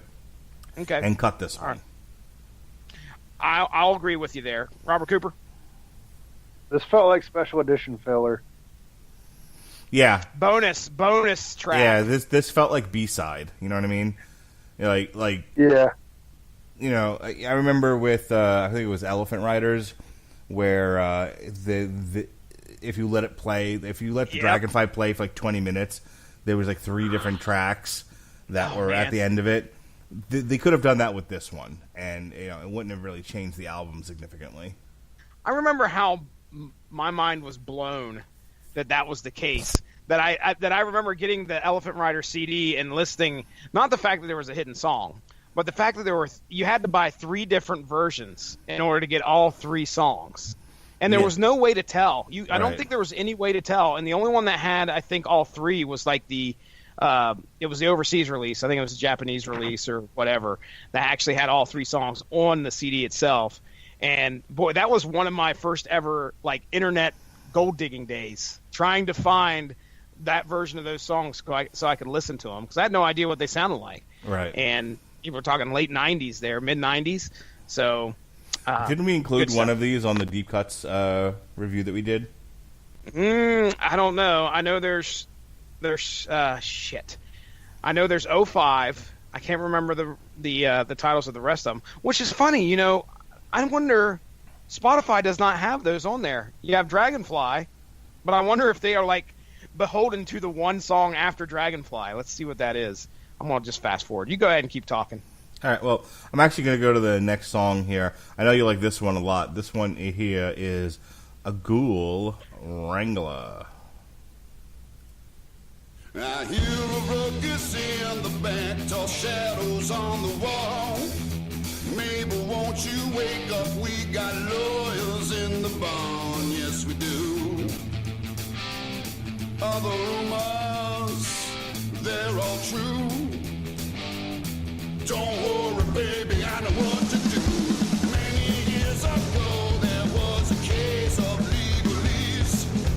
Thankfully, my granddad handed down those ancient ways. Yes, he did. From magic, the real deal.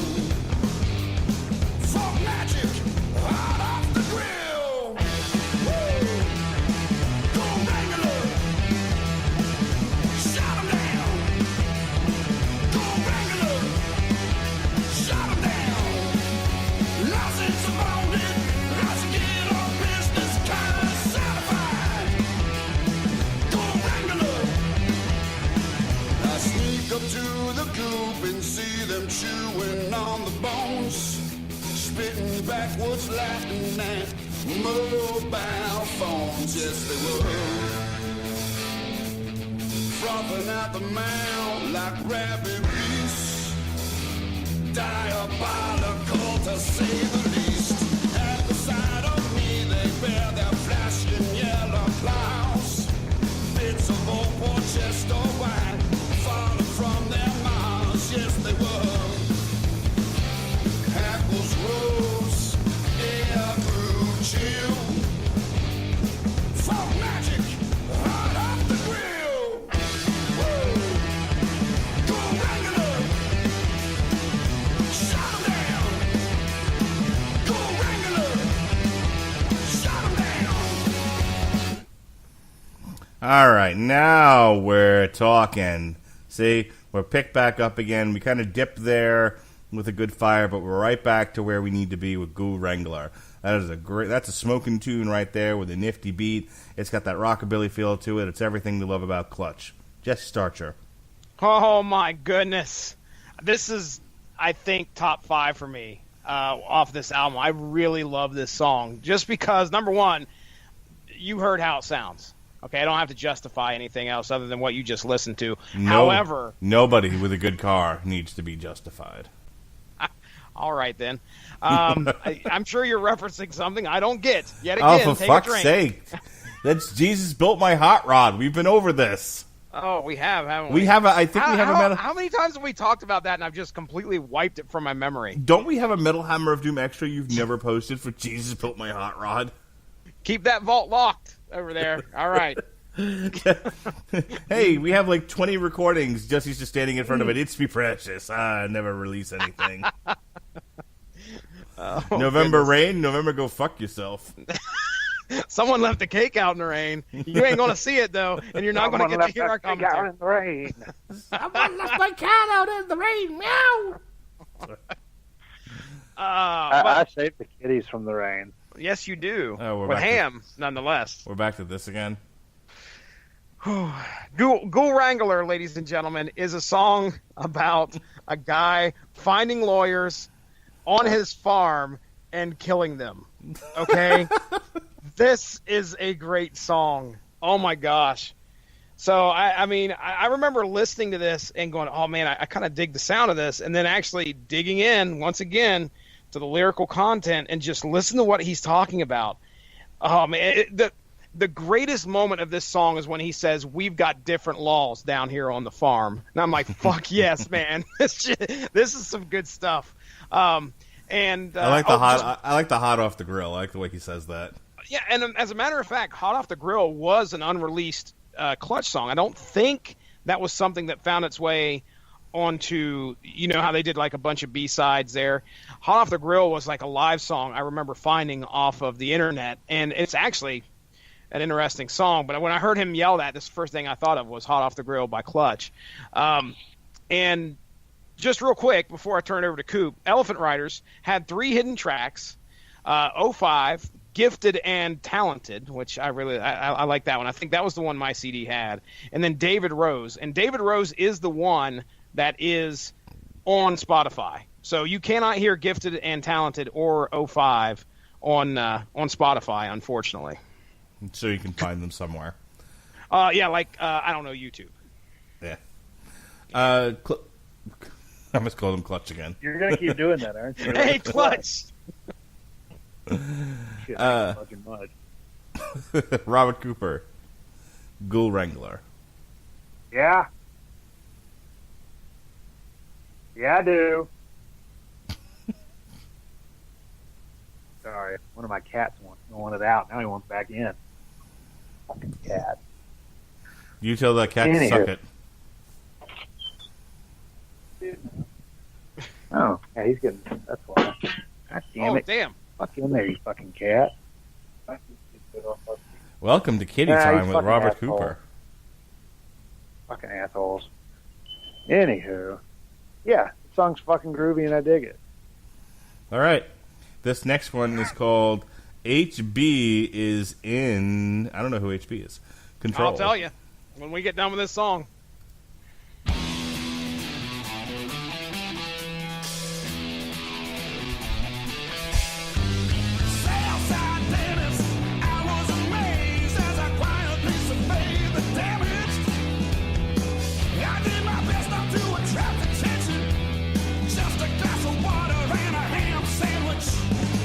Ham sandwich.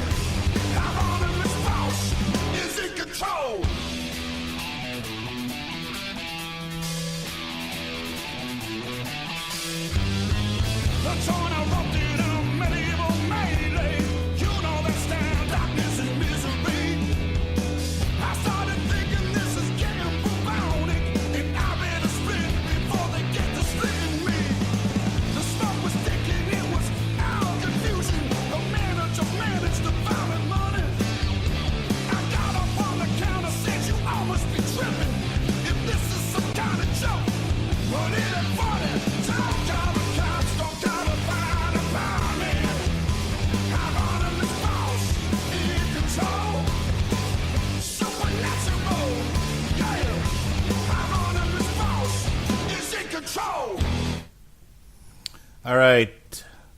Jesse, tell me all about it. Hieronymus Bosch. Hieronymus Bosch apparently was a painter from the late 1400s to the early 1500s. He is most known for his painting called The Garden of Earthly Delights, which apparently depicts some crazy shit happening as we apparently start out in the Garden of Eden, and then it says the Garden of Eden is depicted on the left panel and the Last Judgment depicted on the right panel. And I really wish you could see what this thing looks like on the right. I mean, there is some crazy, crazy stuff going on. I want to send this picture to you guys, or at least the link. You guys don't have to comment on it or anything, but there is, for a 1400s painter, wow. It's just crazy, crazy, crazy.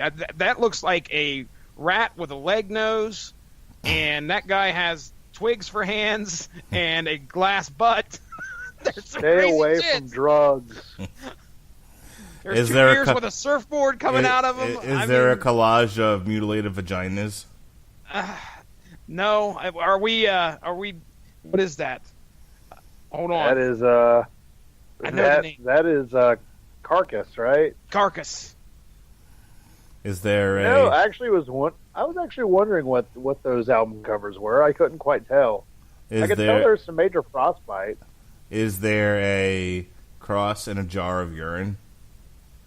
I don't. What is that? Piss Christ. You never heard of Piss Christ? I've talked about it. I've talked about it before. There was an art exhibit in Brooklyn, which was a crucifix submerged in a jar of urine. And, of course, conservatives were like, why are we funding this horse shit? Hieronymus Bosch is in control. It's a good song. Now, I like it. And I like it. Same Jar here. of water. You know what? It's even better. Put it in a jar of wine. It'll be like, guys, it was water. Oh, Jesus. All right. This next song is about Maryland crab cakes. And that's why I love rock and roll. Hot bottom feeder.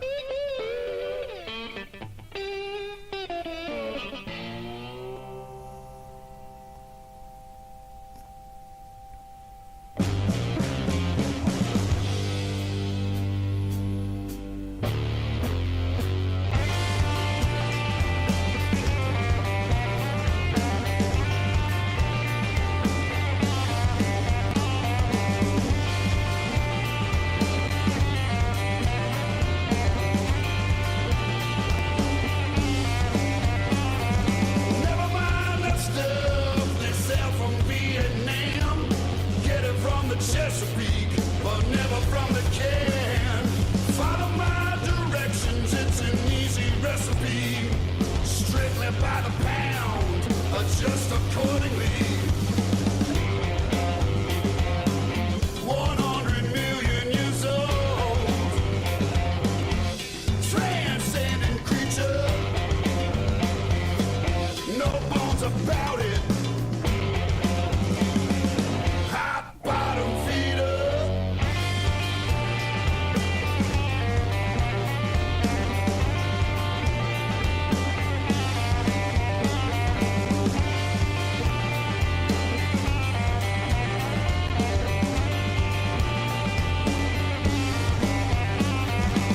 Don't bother with the load, it won't stick together. Alpha fuck bad fin, and there's nothing wrong with special. Powdered mustard, parsley, a dab of mayonnaise. Just enough breadcrumbs and one raw egg. 100 million years old. Transcendent creature. I just can't get enough. Hot bottom feeder. See, now I'm fucking hungry again. Oh, man. He's singing about crab cakes, motherfucker. Motherfucking crab cakes. Okay, show me a rapper. Okay, show me a rapper out there right now singing about crab cakes. You won't find one. I think what makes this song so outstanding, Crab cakes. the fact that you go into a Clutch album, oh, wait a second, Clutch has dropped a new song. And you're like, oh, I can't wait to hear this, like I did on Spotify. And as a huge Clutch fan, you start digging, and you start digging into, what does he mean? What does he mean, Mark Rattles? And then you watch the video, and you find out it's just a fucking recipe for crab cakes. You were looking just a little too hard, and that is the beauty of Hot Bottom Feeder, ladies and gentlemen. This song is so good.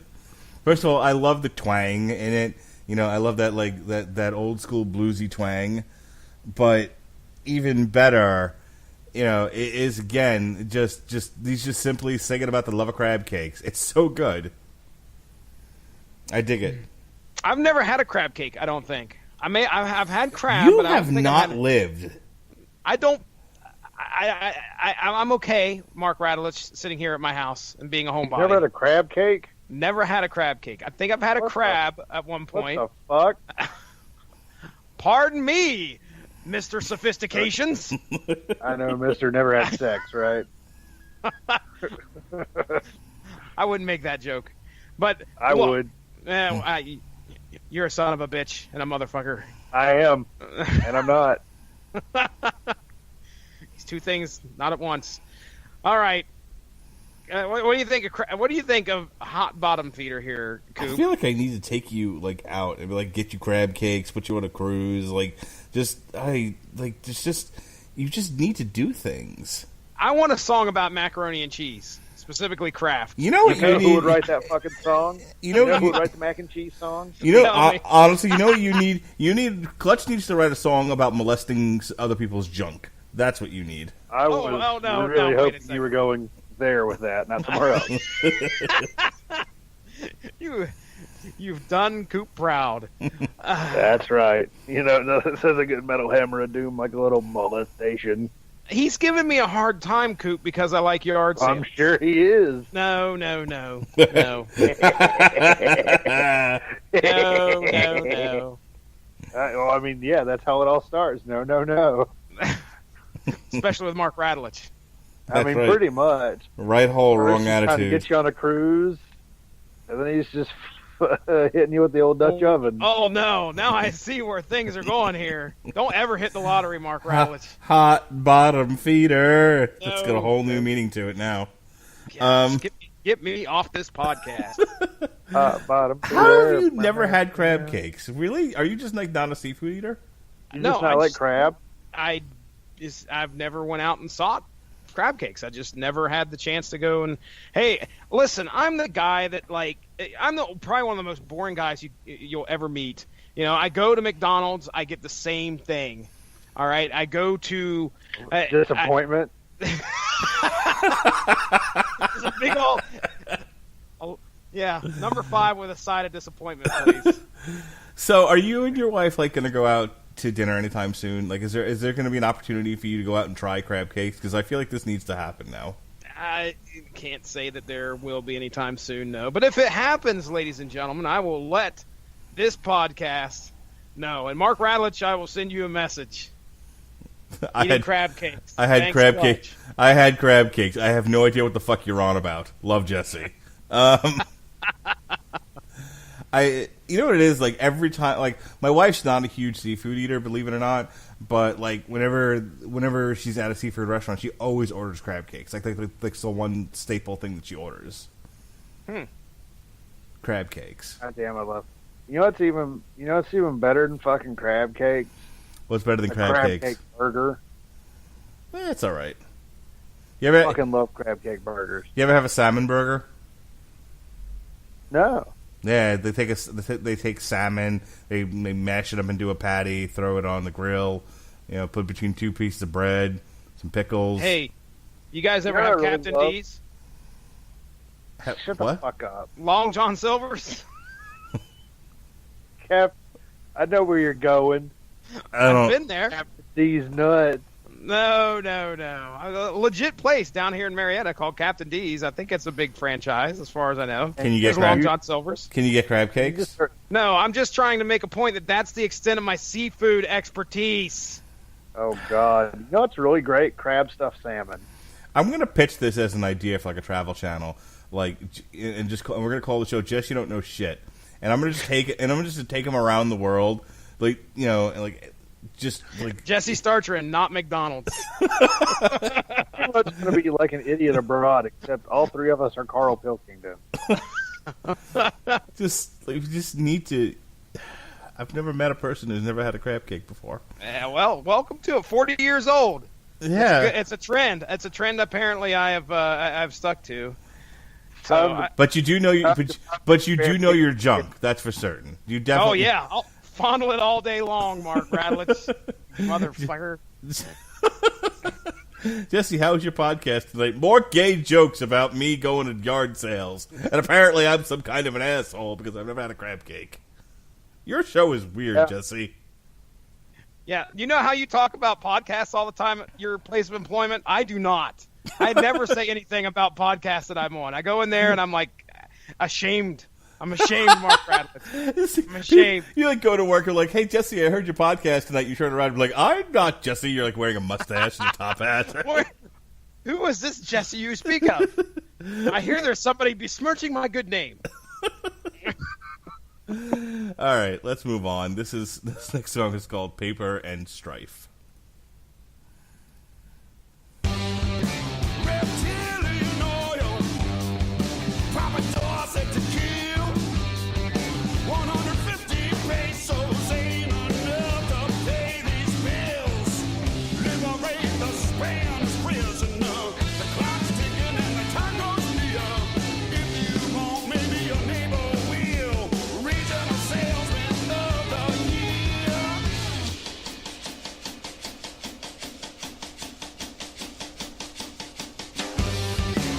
Iraqi dinars by the metric ton. Robert Johnson's contract. Oh, you know you need one. Liberate the Spanish prisoner. The clock's ticking and the time goes near. If you want, maybe your neighbor will. Regional salesman of the year. If you want, maybe your neighbor will. Regional salesman of the year.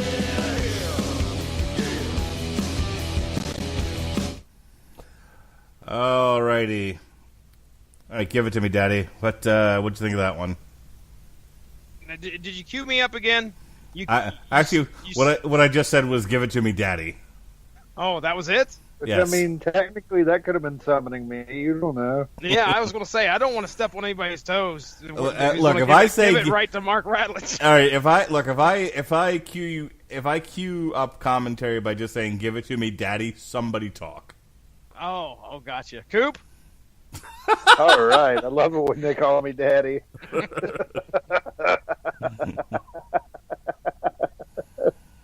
This song was groovy, man. I mean, I actually liked the last song a lot more. This song was pretty fucking groovy. It was enjoyable. I mean, I did kind of feel, I don't know if it was because it was like 14 or 15 fucking Clutch songs in a row that I was like, like I just felt like a fucking, like a fat guy walking up the steps. Like I was Too just much. like, I was just like, when I got to that last step, I'm like, God, these first few steps weren't that bad, but I'm starting to kind of run out of energy on these last few. Yeah, I feel like this album could have used a dose of editing. Lose 2 or 3 songs. Lose a good fire. I mean, this song's fine. This song's fine too, but like I would not have minded if they had just ended the album with Hot Bottom Feeder. Clutch. Damn it! Now it's me. Coop. Coop's. Coop had a great, mentioning them as one of the earlier songs as bonus track or a special edition filler. This could go right there on one of the bonus tracks. I think it doesn't. I don't know if it's just because it doesn't fit in with the overall rest of the album, or it's a Clutch song. It's there. It's like, here you go, guys. Here's some extra stuff. Great. I can't pick out any specific reason why this one stands out amongst the rest. So it isn't one of my favorites. I'll tell you that as well. But it's still up rocking, and it's not something that I'm skipping in any way. Yeah, and nothing is bad on here. Like I said, I've listened to the whole album straight through. But it's funny. I get to about Ghoul Wrangler, and it's like, all right, I've heard. Like I want to start the album over again. Mm-hmm. And again, if you do that, then you miss out on Hot Bottom Feeder, which is excellent. This is why I'm saying, like, move Hot Bottom Feeder up a track. You cut A Good Fire, cut HB is in Control, cut Paper and Strife. Not HB is in Control, but that's all right. All right, maybe you leave that one. But I'm kind of done by this point. Like, you know what I mean? Like I feel like the one negative thing I can say about this, if I had to say something negative, is it's probably a little too long, which is weird because it clocks in about an hour. Because these songs these songs are kind of short. So it's 15. No kidding. Yeah. So it's 15 songs at almost an hour. It's 56 minutes. But again, cut. You can. I'm okay with this being about 45 minutes. You know what I mean? Yeah, Coop's criticism of the I don't know if you call it a criticism or not, but I mean, yeah, you're right, Coop. Maybe it's just so jam packed with stuff that we really enjoy. When you reach a certain point, you're like, well, there's no going up from here. That's that when you hit that point in the album, you're like, well, what's the point of the rest of it? Yeah. And it just kind of feels like some of the songs, like, yep, they're clutch songs. Like, when you have 15 songs and you got some standouts, but it's a lot of, yep, that's clutch songs. Like, giving it an album, track by track review, it's kind of hard. Yeah. Mm-hmm. And that's where I'm kind of at with this. It's like, look, I love this album. I think it's a home run. It just suffers from a lack of editing, but it's still it's a home run derby. But not every hit's going to be a home run. Good one. Very nice, Scoop. All right, let's hit this is the last track and let's get out of here. This is our longest show in quite some time, Jesse. I'm sure that's part of it because I'm back. You're definitely part of it, but we also, I mean, it's 15 songs. We've had some pretty lengthy discussions because we've had some shows recently that you haven't been on where just kind of look at each other and go, "Yep, that's a song." Next, Bullet for My Valentine. We're struggling after a while to come up with stuff to talk about. Did I at least give you an extra minute and a half of content? About a minute and a half, yeah. All right, this is Lorelei. I'm ready. Yes. He's introing the song. We're talking over him. We're a bunch of assholes. Motherfucker. I think. Hey.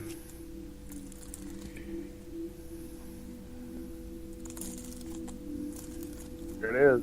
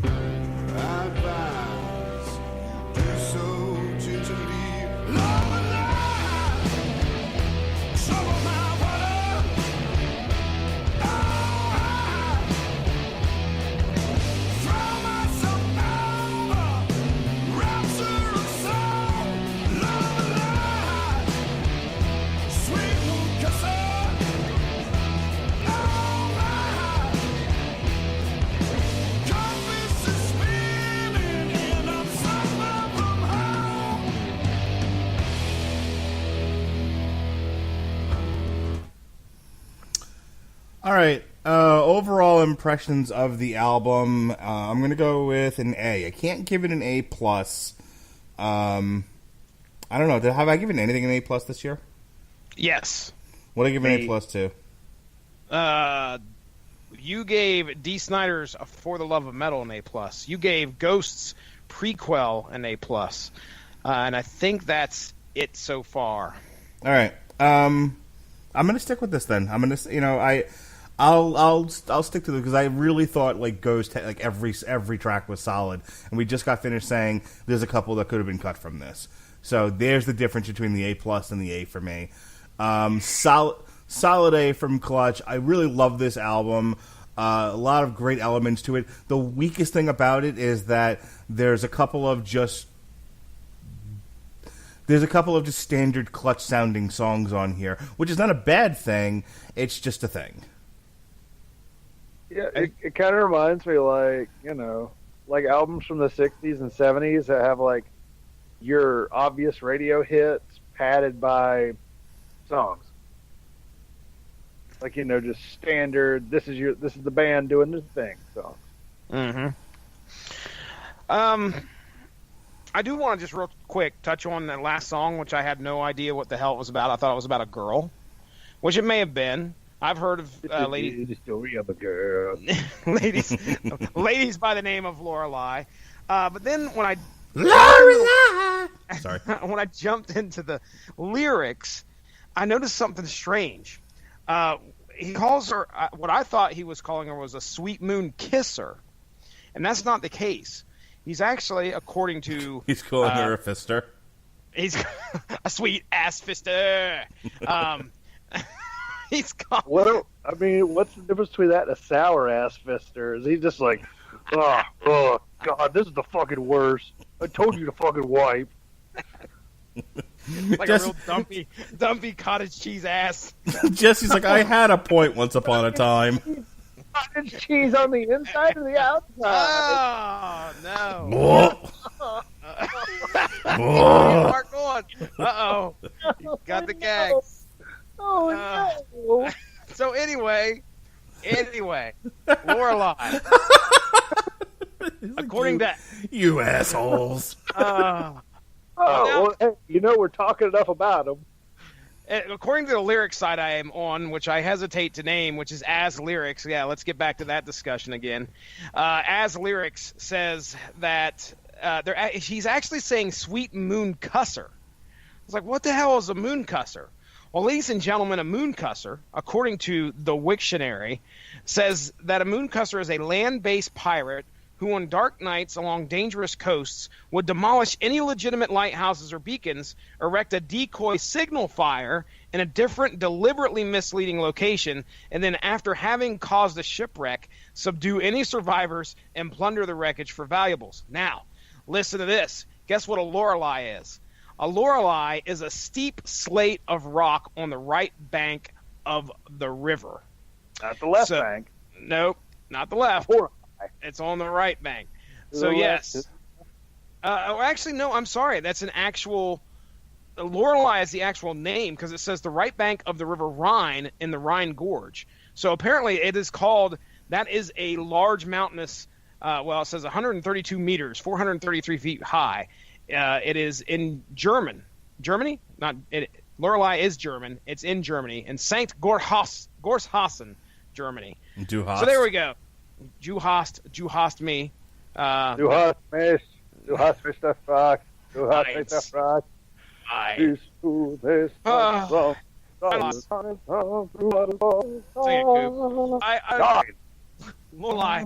Again, that was a so Lorelei. Oh, you guys. hey, I love you. Wow. So, Lorelei is a source song that I ended up enjoying a little bit more than I thought I would. Now, as for the album itself, so yeah, what I should have done, Mark Radlich, is make you rank this amongst the rest of the Clutch albums. Where you put it. Jesus motherfucking Christ!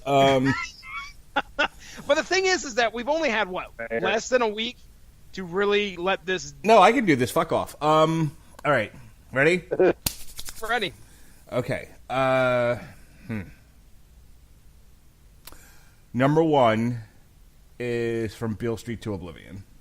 Okay. Hang on. The bottom would be Strange Cousins from the West. Yeah. Okay. Right. So so everything is in between there.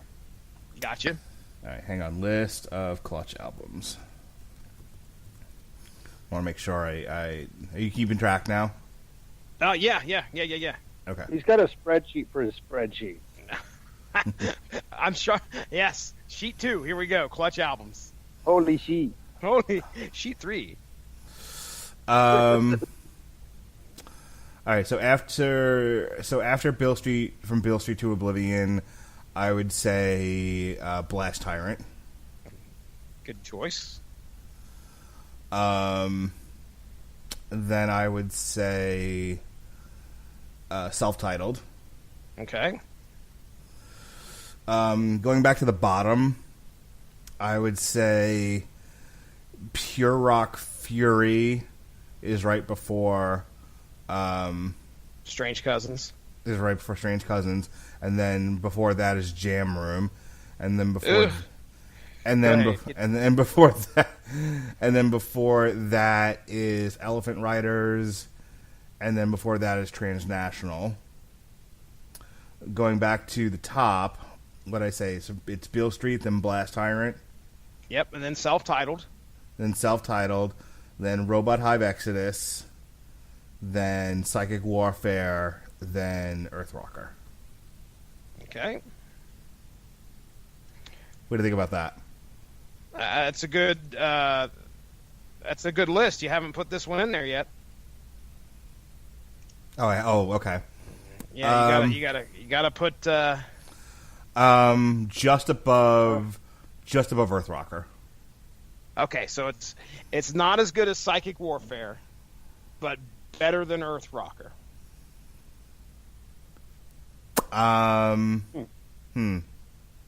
Yeah, Now, right, I think that's solid. If you were to move that, it would be below Earthrocker and above Transnational. Well, I'm looking at the track listing for Psychic Warfare, and that was 12 songs, and I don't remember any of these being bad or boring or something I would cut. Yeah. Okay. All right. I'll give you that. 12 songs. Shit, man. Yeah, there was a lot of great songs on there. Robot Hive I could listen to on a loop. Clutch Clutch I have listened to on a loop. I can't believe you put Elephant Riders below it. This one, though. Man, I really liked Elephant Riders. And Jam Room, well, ladies and gentlemen, that's my jam. That's my jam. That's my jam! But all right, so you're saying below Earthrocker, in between Transnational. So there it is, the official Mark Radulich ranking of Clutch albums. Done, and done. So, oh yeah, guess where I'm putting it. So I have to rank it for the year, okay? And that's tough. I told you it was going to be. I almost didn't want to, because I was worried that I was going to be extremely biased. But I can set that aside, okay? So, ladies and gentlemen, Clutch gets the 7th spot in the overall for the year, okay? I'm putting it above Avatar with Avatar Country and right below Ghost's prequel, which I think Ghost's prequel is a very tight, absolutely listenable album. So Clutch is right there, maybe a hair's breadth below, just because there's just a little too much, as we've said on the podcast, that could be considered it's a little bloated, a little long in the tooth. So Robert Cooper, hang on, what's your number one right now?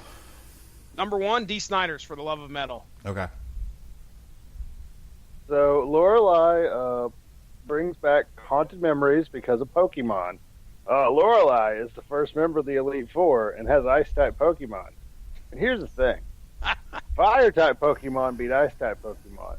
But this motherfucker, this guy right here, me, brought Flying Pokemon, weak to Ice. Grass Pokemon, weak to Ice. Ground Pokemon, weak to Ice. I got my ass ripped for like fucking five straight battles until I pulled something out of my ass. I mean, that right God. there, that belongs in the book of bad decisions. Yeah, I mean, it does. I mean, it was pretty much just like, when I beat her, it was like, that'll do, pig, that'll do. You immediately started talking about Pokemon, and I pulled out my phone and started playing a video game. And you know what? That game should have been Pokemon, but it wasn't, because you're not cool enough. At least he stayed awake, Coop, for your conversation. So That's true. I've true. been awake. You know I stop that. You know what? Really? Though? I've been playing Pokemon for 18 years. That's not good. ooh, my Pokemon career can finally vote. You gonna give us a summation here, a review? Give us a ranking, I'm 1 to 5. rambling until you cut me off. No, I would give this a solid. I think I'll give it. I don't know. Give it a 4 out of 5. Ooh, all right. 4 to 5 stars. That is one of the higher ones I have for you on here. So. Yeah, I don't. Well, because the way I always look at it is 2.5 is like solid. Mm-hmm. Yeah, it's 2.5 is solid, and 2's less than. Oh, it's not 3's average. 2.5 is less than average. 3.5 is. So this one's a pretty good album. When it hits, it hits. It's really groovy. I like it. The songs that are there, the ones that are just kind of there, they're not bad by any means. They're just there. Some people are gonna love those songs, and that's cool. It's just not really. I don't really find them to be all that impressive. In terms of, I don't even know where my ranking is anymore. I just know where Finland is number 1, and it's probably going to stick number 1 because You were fucking stuck on that album, man. Five out of 5 for Orphan Land. Yeah, and I think is that the only 5 I gave. It is now. I've only got you with six rankings here. Some of them I missed. I either need to go back and listen, or we just didn't get around to ranking them when we did the podcast, which has happened. Dude, I love. They're one of my favorite bands, and I keep coming back to that album. Yeah. Yeah, but we've had some really good ones. I seem to usually show up for the good ones, except for Bullet for My Valentine. Where I listened to that album on mowing the lawn, and I was just ugh. It's bad. I was when are they going to get heavy? And then I heard a little bit of screaming. I'm okay. It's sad that when I just hear a small amount of screaming, and that gets me excited. That's that's pretty much a girl shows a little ankle and you get a fucking boner. That's about as desperate as you get right there. Yeah. Real quick. That album was Go ahead. No, I was just gonna say that album was, quite frankly, a really disappointing part, and I'm just kind of interested in seeing if they can really bounce back from it. I'm sure they can, but I'm just wondering what really spurred the decision. A desire to sell more records, and it bombed. Well, yeah. Well, I mean, they did that really dumb thing where it's I think I even said it in my review, where you alienate your current fan base and you don't produce something that's going to bring new people in. Yeah. It's just kind of dumb. Mark, give a letter grade to Avatar Country real quick. That was a while ago. Good luck. B+. All right, and then Fu Manchu's Clone of the Universe. B. And Coop, do you have a grade for Avatar? 1 out of 5. No, I enjoyed Avatar. So what's your one out of 5? What's the number? Oh, I thought you were going to say 1 out of 5. I'm no, I would not get that 1 out of 5. I want to say it was a solid 3.5. Okay. And did you listen to Fu Manchu with us? I did not. Okay. All right. I won't ask you about that one. All right. Good deal. All right, Mark Radulich, take us out of here. All right, folks. This week on the Radulich and Broadcasting Network, we reviewed Snagglepuss, the Exit Stage Left, the Snagglepuss Chronicles. We were supposed to review Cloak and Dagger Season 1 last night. We're not going to do it. The reason why we didn't do it last night was because my air conditioner broke, and we fled the house like Jacob. So, it's too hot in here. And I probably could have tried to do it at my mother-in-law's, but I was like, nope, fuck it, I don't care anymore. So, we're just moving on with life. We're moving forward. Tomorrow, we're going to be reviewing Insatiable Season 1. Just got renewed for a second season on Netflix. With myself, Sean Comer, possibly some other guests. I love Sean Comer. Tell him I said hi. This Saturday, there's going to be a pair of Screaming Boy episodes. The first Screaming Boy episode, we're gonna look at the DC Universe launch. That's their new streaming service. Myself and Ronnie Adams of the Screaming Boy podcast. Look, Batman. we're going to take a look at the DC Universe app and, and kind of go review it for people, kind of talk about what's on there, what's not on there, etc., what we think of it. And then you have access to like all the DC comics, right? Yes, allegedly, yes. Yeah, I heard it was just going to be like a certain. It's probably not everything. They're probably going to use algorithms to figure out what people are more than likely going to look at, and that's what'll be up there. Oh well, I cannot wait to hear this podcast. And then we're going to take advantage of our DC Universe membership, and we're going to do a commentary over Superman Unbound. So that's next week, so that's this Saturday, and then next week is Predator Week all week long. We got Archie versus Predator on Source Material, a review of The Predator on Tuesday. The Metal Hammer of Doom will be reviewing the new Corporal Cloney, and we'll have 3 Metal Hammer of Doom extras for you. All I have to say is beer, vodka, and tequila. In Mexico, and the tequila and a donkey show. The drunkiest folk metal band you've ever heard. And then Sean. I remember the one video where we're just trying to figure out why the hell is this old man in this shack. Is he Breaking Bad? Oh, okay, go ahead. And then finally, we'll be reviewing. We're doing an on trial for Shane Black's Predators. So that's next. So that's next week. The week after, we got some Iron Fist for you. We're looking at the Immortal Iron Fist Volume 1, the last Iron Fist story, which is the Immortal Iron Fist 1 through 6. On Source Material, we'll be doing a TV party for Iron Fist Season 2. On the Metal Hammer of Doom, we'll be reviewing the new Therapy, ? And that's it for next week. So that'll take us into October. So that's all that's going on. If you're looking at what we've done so far, last week we did 2 barbed wire shows, one for Source Material and one for On Trial, where I did my best. But the movie wasn't bad enough for me to come up with a really comical argument, and it wasn't good enough to actually defend. So that kind of fell flatter than I wanted it to. But give it a listen. Sean's argument's good for why it sucks. And then speaking of sucks... Well, I mean, yeah, it's like... It's an easy argument. Titties. Pamela Anderson. Extreme. And speaking of sucks, check out our review of Bullet for My Valentine. So far, no lawyers have called to take it down.